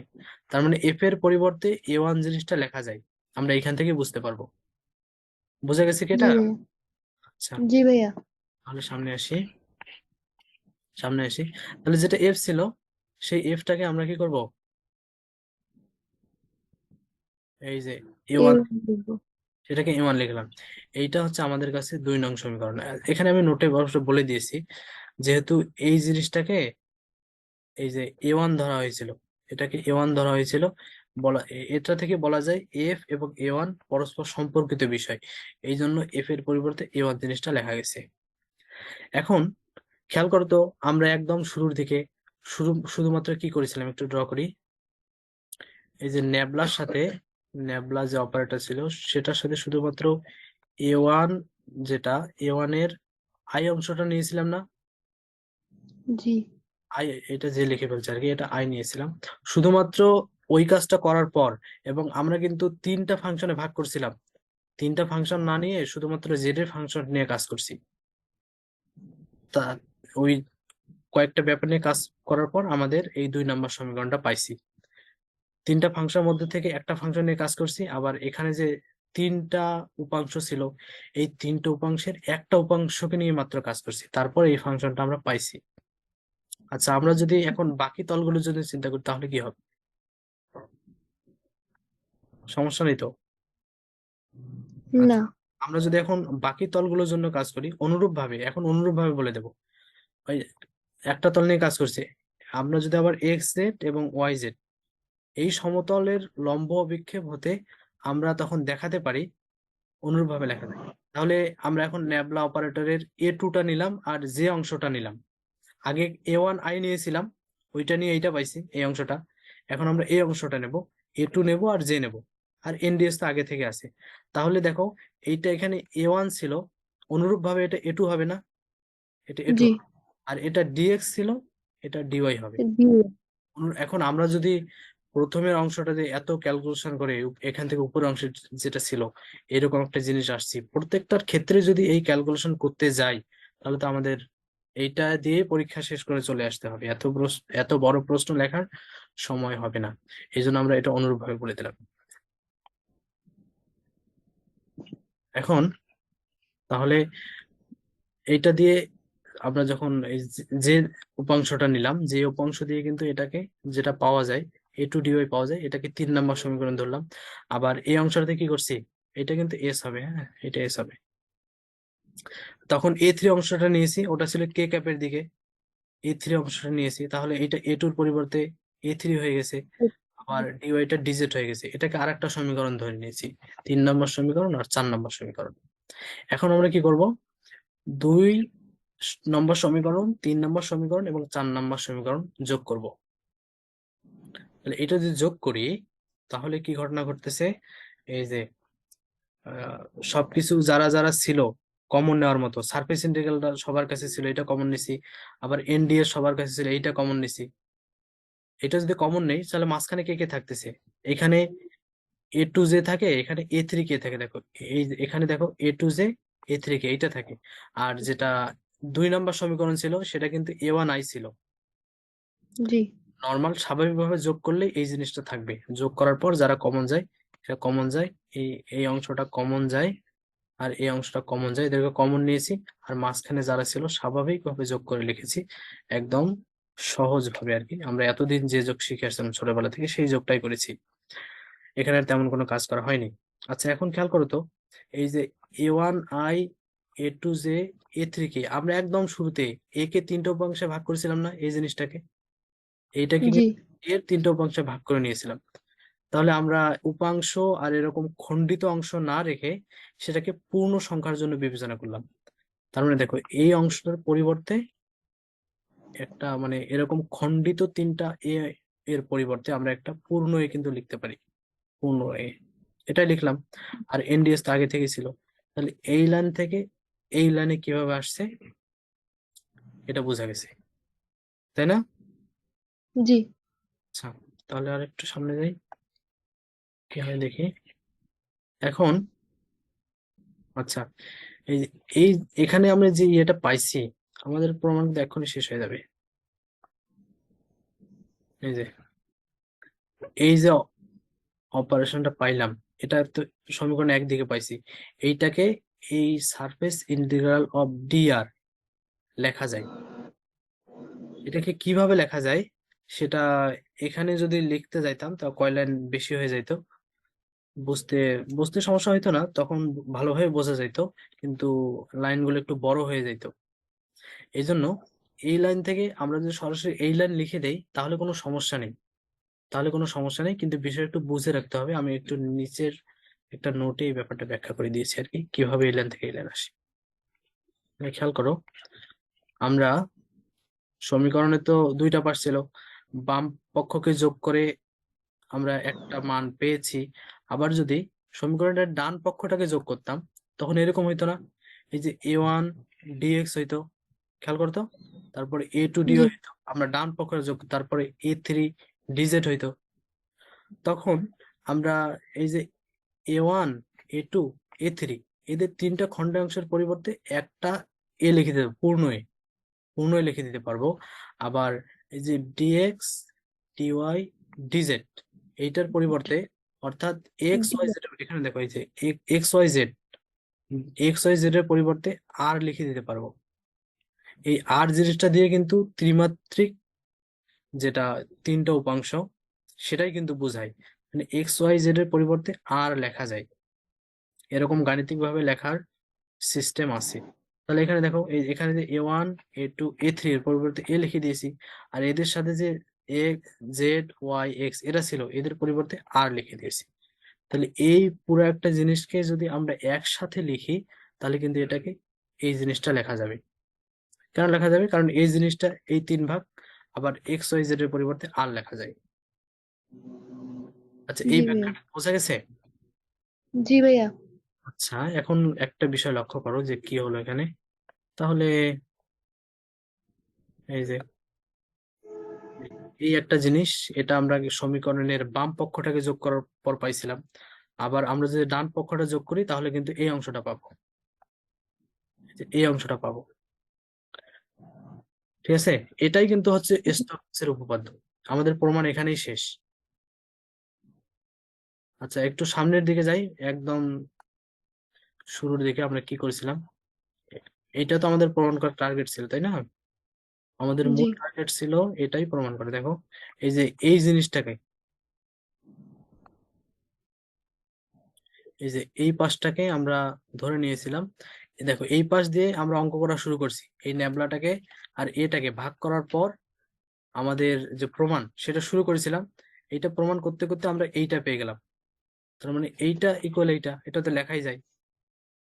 তাহলে তো আমাদের যে সংশ্লিষ্ট যে উপপাদ্য সেটা তো প্রমাণিত হয়ে গেল। আচ্ছা, এতটুকু বোঝা গেছে? জি ভাইয়া। আচ্ছা, তাহলে আমি এখন চিত্রটা একটু বুঝাই দিই আর কি, চিত্রে কি করা হয়েছে এটা বুঝাই দিয়ে আমাদের পড়াশোনা আজকের মতো এখানেই শেষ হয়ে যাবে। আচ্ছা, এই হচ্ছে আমাদের কাঙ্ক্ষিত চিত্র। হুম, এই চিত্রে কি কাজ করা হলো, এই যে আমরা এই একটা বদ্ধ যে ইন্টিগ্রাল সি বদ্ধ রেখা, এটাকে নেওয়া হয়েছে, এটা হচ্ছে সি রেখা। এই বদ্ধ রেখা বরাবরই কিন্তু আমরা ইন্টিগ্রেশন করতেছিলাম। এই ইন্টিগ্রেশনটা বদ্ধ রেখা করার ফলে আমরা কিন্তু এইরকম একটা জিনিস পাচ্ছিলাম, এই যে এরকম, তাই না? এখন জি এই ভাইয়া। যে বদ্ধ অংশটা সেটার কিন্তু তল আছে। এই তলটাকে ভালোভাবে বোঝানোর জন্য এখানে একটা একটা চার কোনো একটা বস্তু, ঘন বস্তুর মতো দেখা যাচ্ছে। এটাকে ভালোভাবে ব্যাখ্যা করার জন্য এই বদ্ধ তলটার ভিতরে একটা চার কোনা এরকম বস্তুর মতো কল্পনা করা হয়েছে, যাতে আমরা ওটা তলটা বুঝতে পারি। তাহলে এখানে যে আমরা যে তলটা নিয়েছি, এই যে একটা তল আছে, এই তলে একটা দিক আছে, লম্ব লম্ব উল্লম্ব অংশ, এটাকে এন কাপ ধরে নিয়েছি। আর এইটা হচ্ছে আমাদের জন্য ডিএস, এই তলটা, এই তলটাই কিন্তু বিবেচনা করেছি, সেই তলটাই হচ্ছে ডিএস। ওই ডিএস তলটার দিক, উল্লম্ব দিক হচ্ছে এইটা। অনুরূপ ভাবে এখানে একটা নিচের দিকে একটা তল আছে, সেটারও কিন্তু একটা লম্ব দিক আছে এবং সেটাও কিন্তু ডিএস, সেটাও তলটা ডিএস। ডিএস কে এখানে ডিএক্স জড়িত ভাগ করে লেখা হয়েছে। আর এটা জাস্ট আমাদের অক্ষ ব্যবস্থা আর কি, এদিকে জেড, এদিকে ওয়াই, এদিকে এক্স। তাহলে এখানে আমরা সহজেই বুঝতে পারলাম যে কিভাবে একটা তল থেকে, একটা রেখা থেকে একটা তলে যাওয়া যায়। এটার মধ্যে সম্পর্কে সমন্বয় সাধন করার জন্য কিন্তু স্টক, আমাদের কাঙ্ক্ষিত স্টকস, তিনি বহুদিন চিন্তা গবেষণা করার পর এই উপপাদ্যটি তিনি আবিষ্কার করতে সক্ষম হয়েছিলেন তার নিরন্তর প্রচেষ্টার ফলে। সেটা আমরা ব্যবহার করে অনেক কাজে লাগাতে পারি এবং এটা আমাদের অনেক সমস্যার সমাধানের খুব গুরুত্বপূর্ণ ব্যাপার। তাহলে এই যে পুরো ব্যাপারটা বোঝালাম দীর্ঘ সময় ধরে, এর মধ্যে আর কোনো সমস্যা নাই তো? না ভাইয়া। আচ্ছা, সমস্যা যদি থেকেও থাকে পরবর্তীতে যোগাযোগ করার সুযোগ আছে, ইনবক্সে হোক। ধরো যারা পরবর্তীতে ক্লাসটা দেখবা তাদের উদ্দেশ্যে বলে রাখি, এরপরেও যদি কারো কোনো বোঝার সমস্যা হয় আমাদেরকে ইনবক্সে জানালে আমরা সেটা সলভ করে দেওয়ার চেষ্টা করব। আরো যদি লাইভ ক্লাসের দরকার হয় তখন আমরা অবস্থার পরিপ্রেক্ষিতে লাইভ ক্লাসও নিতে পারি। তাহলে আজকে ক্লাসে অংশগ্রহণ করার জন্য জেড মেথিক্যাল স্কুলের পক্ষ থেকে তোমাকে অনেক শুভেচ্ছা এবং অভিনন্দন। তুমি রাত জেগে আমাদের এখানে রেসপন্স করেছো। হ্যাঁ, তাহলে